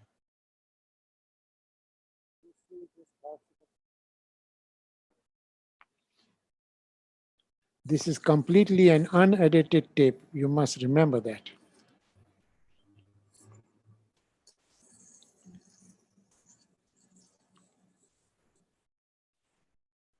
You see, there are some nerve roots here. George. So this is the, I wanted to Sorry, show you there this is some magic of noise this. coming here Now because when this you- was a live surgical demonstration. I was operating from India and it was being shown in London. And there is some noise that you are seeing here, hearing maybe. Yeah, I think it's coming from your video. Yes, no problem, no problem, no problem, John. Don't worry. Okay. If you mute it, it'll be okay. If you mute your video. No, it's okay, it's okay. So you see, this operation was done live. When I was operating from India, it was live in London in 8 minutes. The whole tumor was removed. And that is the closure, okay? Now I'm showing you, now I'm showing you another tumor, maybe this. So this is another tumor, C2 Nerenoma. Just enjoy, only 2 minutes I will take to remove this, 2 or 3 minutes maybe. And you see this tumor here, quite a large tumor. What I'm trying to show you is that respect the dura, and you can remove this difficult looking tumor in quick time.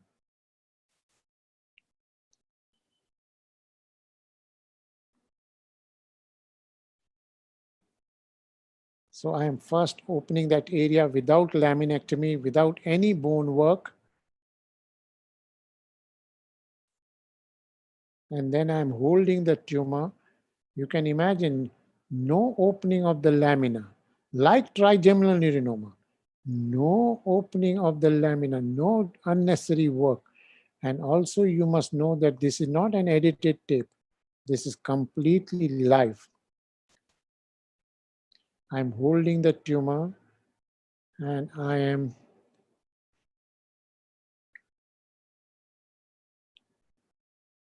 and you see how this tumor respects the membranes.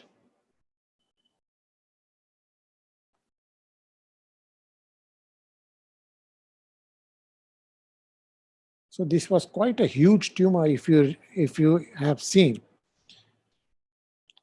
And this is the C2 spinous process, and this is the arch of atlas.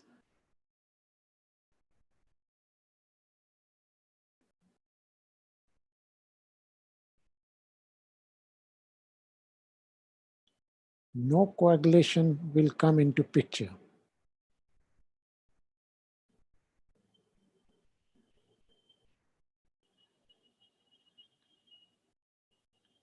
See, some people might think that it is a bloody operation. This and no bloody.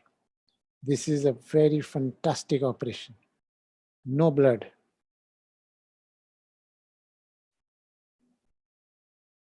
You see how I'm removing the tumor. C2 Nerenoma are considered to be, people come by extreme lateral approach and then come remove the vertebral artery.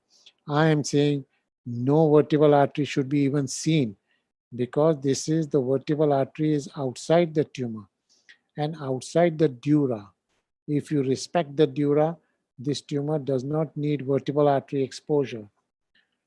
Some tumors need vertebral artery exposure, but not C2 Nerenomas. See, this tumor is going in the canal here. And those who are afraid of seeing this red color, I am not sure how I can justify my red color. You have to enjoy the red color in neurosurgical life. You see, the whole tumor has been removed, and you have seen that this tumor, there has been just now, and that is the end of the story. So this is C2 Nerenoma. You see, this is completely dura, and this is completely dura. That you must. Now I will rapidly show you another third nerve tumor. What I am saying is third nerve tumor is surrounded by the dura. It arises from the oculomotor cistern, and this is completely dura. You preserve the dura and you can save the third nerve function. You see, post-operative third nerve function is don't remove the capsule. This tumor arises from the oculomotor cistern. This is the third nerve cave, and this tumor, this third nerve cave, like Meckel's cave, like geniculate ganglion cave, like C2 ganglion cave, the tumor arises from inside this cave, and there is a dural cover, and you preserve the dura, an interdural approach for oculomotor tumors. So there is a dural covering. Don't remove this dura. Learn the art of demolishing, breaking the tumor without coagulation, and you can save the third nerve. You see, there is dural cover around the tumor. Sixth nerve tumor is a different entity, and this sixth nerve is a different tumor. Similarly, this is the tumor 7. I have talked on juha symposium earlier on these tumors. This is 7 nerve tumor, arises from the geniculate ganglion. The whole tumor is within the dura. And I am not sure if the people watching me will believe or not. This tumor can be removed in 20 minutes. This is a soft tumor. Come basal subtemporal, open the dura, retain the dura, don't work near the course of the 7th nerve, and you can attempt to preserve the 7th nerve. Of course, 7th nerve preservation is not possible. This is a facial nerve tumor recurrence, and also within the dura, and I removed this tumor in very quick time. Similarly, interdural approach for lower cranial nerve tumor is a big, beautiful possibility. We'll make an incision, work within the dura, and you can improve the sensation of the lower cranial nerve. You see, this is, don't remove the capsule. This is not the dura, this is dura, this is not the capsule. Preserve the dura, work within the dura, and there is quite a high possibility of improving the lower cranial nerve function. So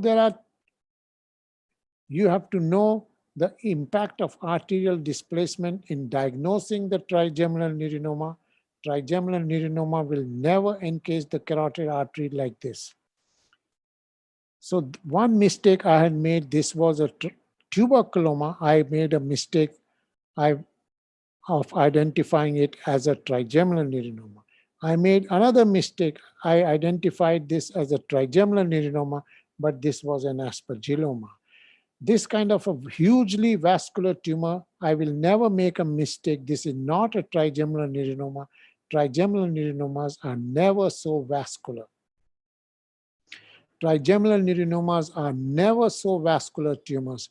So this is a meningioma, hemangiopericystoma in the cavernous sinus. I removed it, and I had thought that it is not a trigeminal neurinoma. Chordomas will displace the carotid artery anteriorly, and these will the dura will be preserved here. Carotid displays in front, dura displays backwards, and these tumors should be removed from interdural approach. You see the carotid artery displaced anteriorly. This is not a trigeminal neurinoma. In 1995, I described this beautiful approach, middle fossa, subgastrian ganglion, interdural approach. This is not a trigeminal neurinoma. Carotid artery is displaced anteriorly. This is not petrous apex erosion. This is petrous apex destruction by chordoma. Carotid artery is displaced anteriorly, dura is displaced posteriorly, and this is post-operative image. So you see this tumor, this is not trigeminal neurinoma. There is destruction of the bone here, but not of the dura. And I will just quickly show you some of a chordoma, how you can remove this tumor in preserving the dura. Working within, you see, this is the carotid artery inside the tumor, and what you have to do is save the sixth nerve. So chordoma, the approach is different. You are working with the carotid artery. Trigeminal neurinoma, you don't operate like this. Trigeminal neurinoma is a different surgical approach. Similarly, this is cavernous hemangioma encasing the carotid artery. This is not a trigeminal neurinoma. Don't make a mistake because it is a heavily vascular tumor. You see, this tumor is not a trigeminal neurinoma. I operated this by transgastrian ganglion approach. You see, this is the gastrian ganglion. This is not a trigeminal neurinoma. I'm opening this heavily vascular tumor, opening the gastrian ganglion to approach medial gastrian ganglion tumor. And this is cavernous hemangioma of cavernous sinus. I have shown earlier on juha symposium this operation, but those who have not seen, please enjoy this. Opening the gastrian ganglion and working medial to the gastrian ganglion. This is a heavily vascular tumor. This is a cavernous hemangioma of cavernous sinus. And you will see that the carotid artery just medial to the tumor. That is carotid artery. Now, if you say that I don't want to see the red color, I want to see hemostasis all the time, then please do not operate on these tumors. These are the tumors where you have to demolish the tumor. Remove the tumor and you will find that these tumors supply comes out from the infralateral trunk of the cavernous sinus carotid artery. And maybe I will show you that trunk. Now I'm trying to find out the supply of this tumor. You see here, there is the vessel coming. You see that vessel?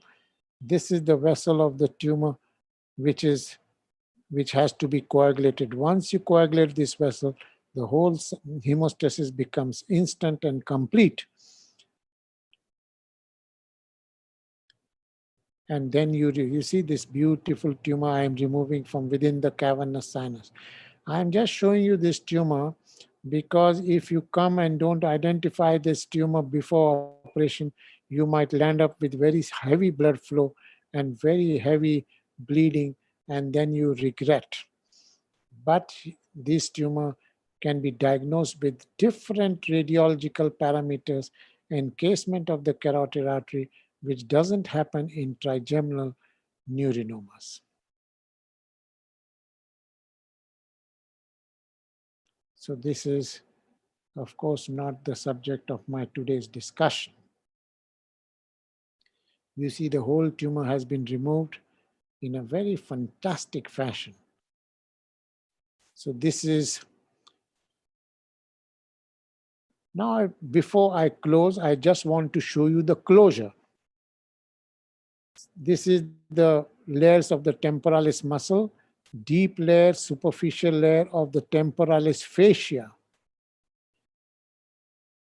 This is a big middle fossa floor defect, and this is an temporalis muscle with temporal squamous bone. So I rotate this bone, not for trigeminal neurinoma, of course, but this is an osteomyoplastic flap. You rotate this osteomyoplastic flap. I described this flap in 1994. You rotate this flap and you can take the bone from convexity here and put it in the region of the defect. So this is an osteomyoplastic flap.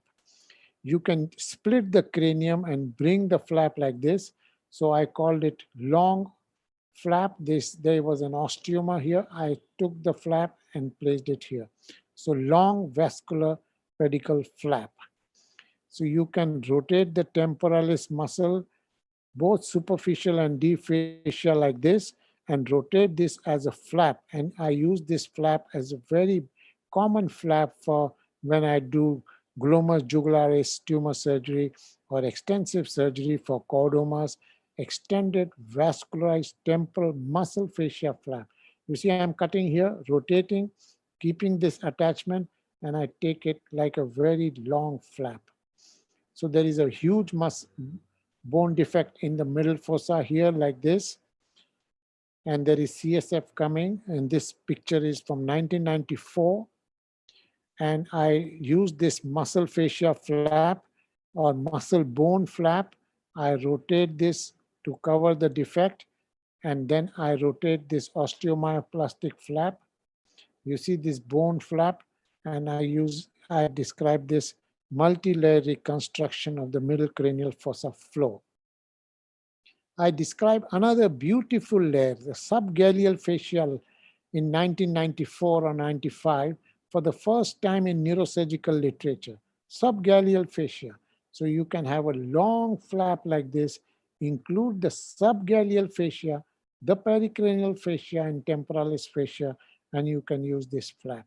You can also use the outer layer of dura as a pedicle flap. So thank you, my dear friends. I hope I have been able to give you some beautiful, beautiful neurosurgical information. As you know, I love neurosurgery and I enjoy neurosurgery. And I'm sure that those who are watching are also lovers of our great subject of neurosurgery.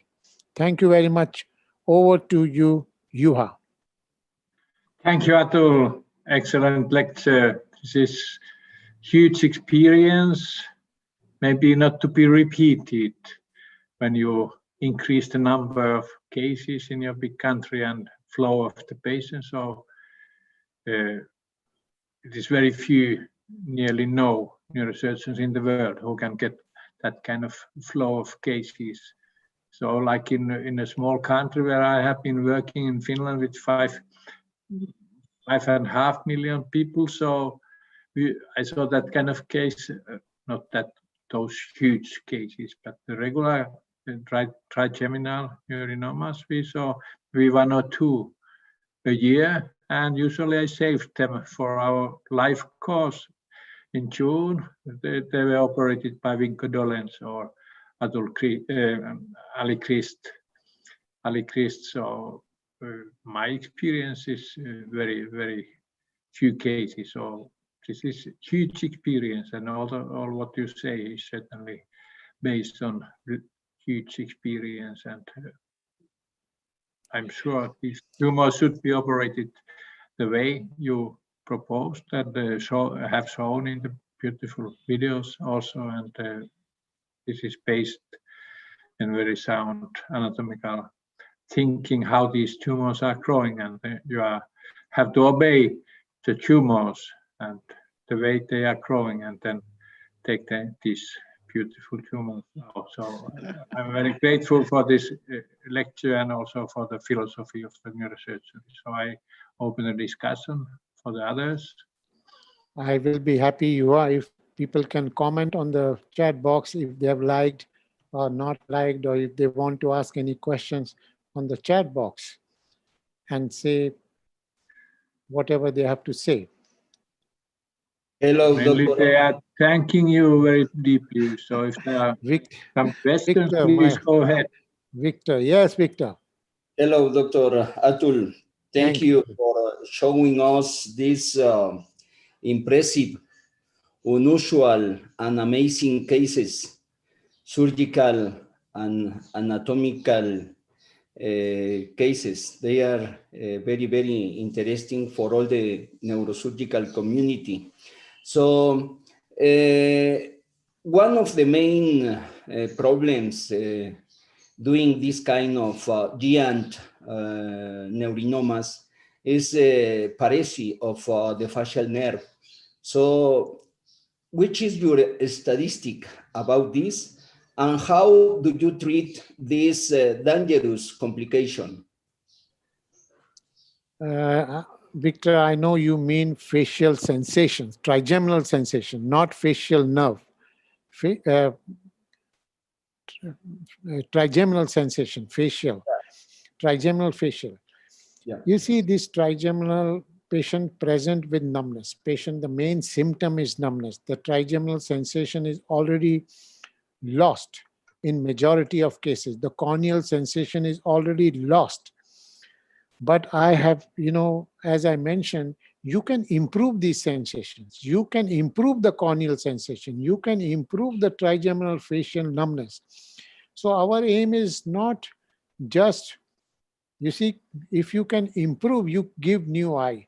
But if you damage the cornea, the V1 division, the nerve will be completely wiped off. I have in my article, which I presented in the year 2002, the trigeminal sensations were improved in about 40% of cases. But now, of course, 2003 is 19 years, 18 years ago. And now my experience is much bigger. And my facial sensation preservation rate is quite higher. I will say my facial preservation, sensation preservation rate must be above 70 or 80% at this point of time. Not preservation, improvement rate. So that is the Victor. And I can see a very beautiful musical instrument behind you, Victor. And I will ask Juha that when we close, I will request Victor to play some beautiful music at the end of the questions. Sure. If Victor's open for that, we'll do it. Yes.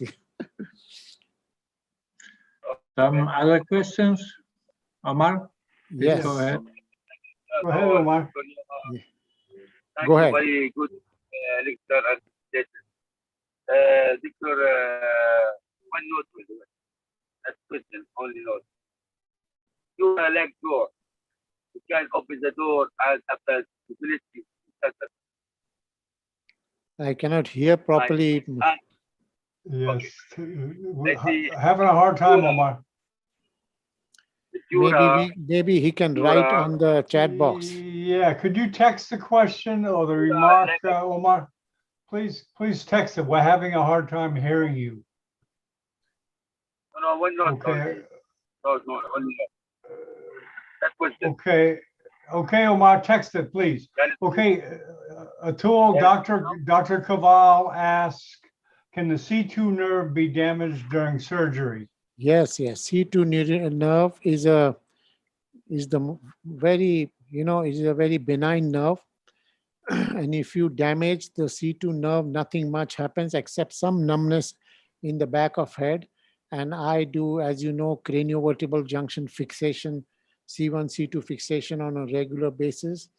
And my experience with C1, C2 fixation is beyond 3,000 cases now.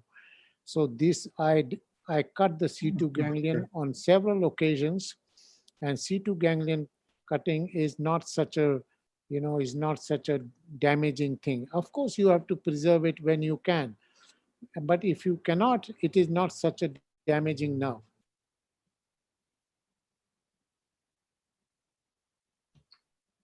Okay. Any more comments, questions? I can see some nice comments by Dr. Sashwat, and he has written, John, you will like to read it by last comment by Dr. Sashwat. Can you read it? Beautiful comment. Let's see. So yeah. Okay. Your presentation always pierces the veil of ignorance of understanding in neurosurgical subjects. It was a great show for us, Professor. Thank you very much. And we have numerous comments there. It's very similar. Juha, what would you like to do? I think we closed the session. It is 2 hours.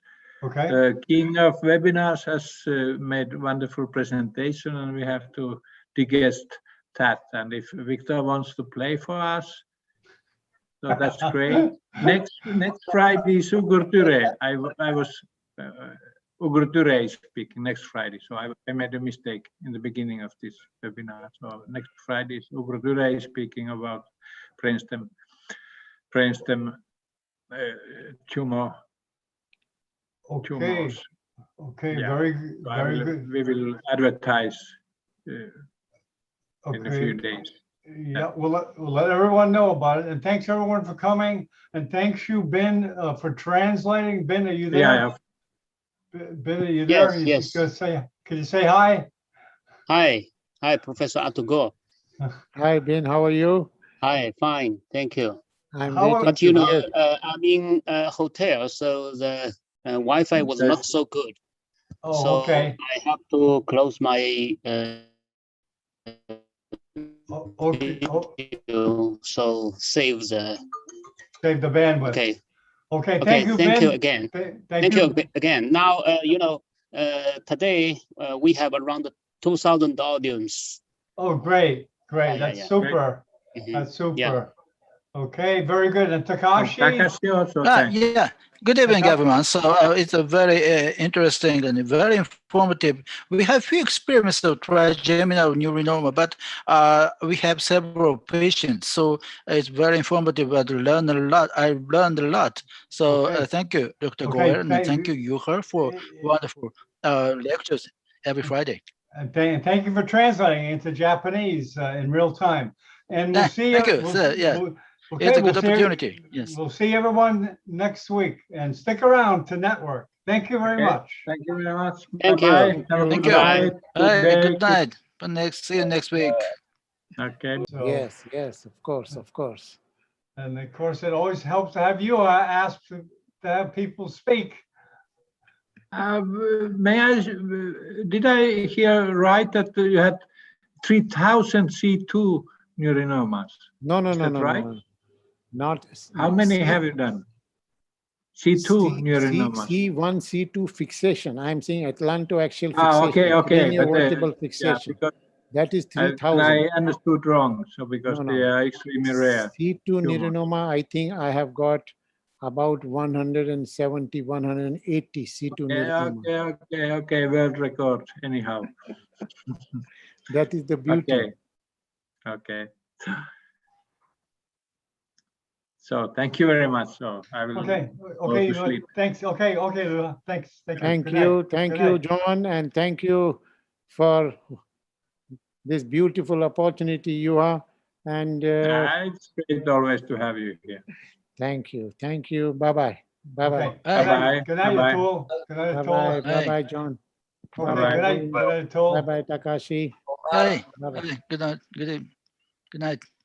Okay. Very good. Hold on, Takashi. Are you in a hurry, Takashi? Okay, no, it's okay. Okay. Yeah. We can have a talk now. Yeah. We're not really talking. We're talking about social media. That's all. Social media, yes. Yeah. And I've got to read about that Vine. So how can you screen share and show me what Vine is like? I guess it's probably in English also, Vine, right? The social media, the Japanese, it's also in English probably, right? Yeah. Okay, so I'm going to have to download that. And maybe you can give me a list of big neurosurgery sites. Okay. That you look at. You know, for Japanese, For Japanese, yes. Japanese neurosurgical webinars. And Yeah, I have. I'm thinking of Zoom for translation, English to Japanese. There will be a system of Zoom. If we subscribe more, so I can subscribe the Zoom, and I asked about the my site. Make my site on Zoom. Make my account on Zoom, and English to Japanese translation. Oh yeah, they have a specially designed site for Yes, translators. I have my accounts and Excellent, this excellent. my site and English Japanese translation. I will try. So I'm a member of the translation team in the Neurosurgical Society in Japan. Oh, so excellent. yes, our meeting in a meeting. So I want to use that Zoom system. So I'm looking Right. for a system for more participants, because this UHAS lectures begins 9 p.m. at night. So sometimes I give information for young neurosurgeons, but they are still working in Japan, still working or still night shift. Yes, nobody go out on Friday night in Tokyo because of due to the pandemic. Right. Still, right. yeah. Okay. Well, you know, in China, so I'll try to look for it.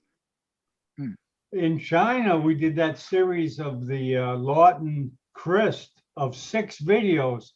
They get a lot. They get a lot of people seeing them now. It's over. It's over.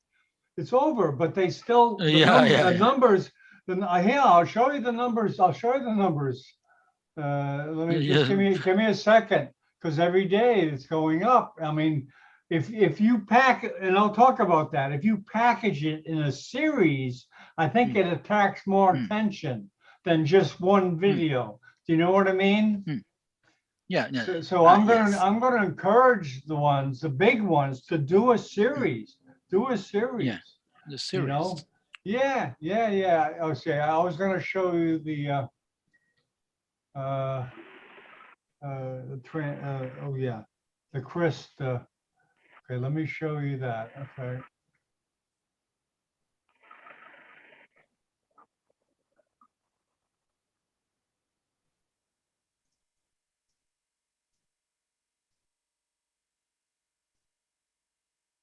We did a good one yesterday at University of Miami. Oh, here it is. Okay.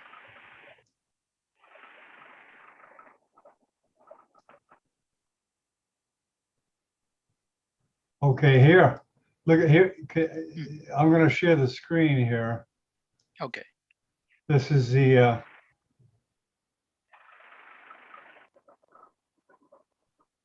I think it's the latest screenshot of how many people have visited their, because it's like they have a China YouTube, where they record the number of visits. Do you know what I mean? Yeah. Just having a hard time down. Yeah, it's not on YouTube though. It's on in China. I don't know what the equivalent. I don't know why it's taking a long time to download here. Hold on.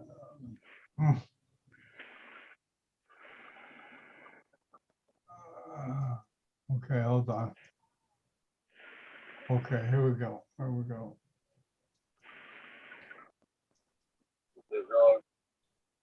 Oh. Yeah, just hold on just a second. I'm trying to get this. Hold on. I think. Yeah. I'm just. Okay. Well, I want to show Takashi this screen, but for some reason it's not. And it's important that he see this.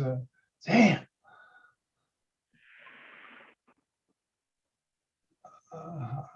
No.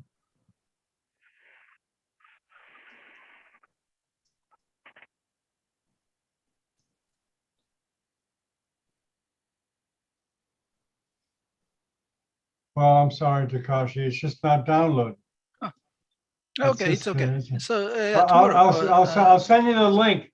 But there's like 25,000 hits. 25,000. It was 25,000 Yeah, hits. yeah, it was 20,000 like 2 weeks ago. 20,000. So, and it's over. Okay. So it's, in other words, it's going up and up and up. You know, so if we can get the classic people to do it, Okay. and you had too. There's a demand for it. I can see there's a demand for it. Okay. So, yeah, that's great. Because Zoom is going to improve. They're going to improve. And this is an example of how they're going to improve. They listen. They listen. They're changing. They're going to stay away ahead of the competition because they do that. Some companies, they get to a certain spot and they stop. They're not doing that. These guys are really on top of everything. You know, they have the virtual background now. They didn't have that, but now they're developing it and they're adding little things.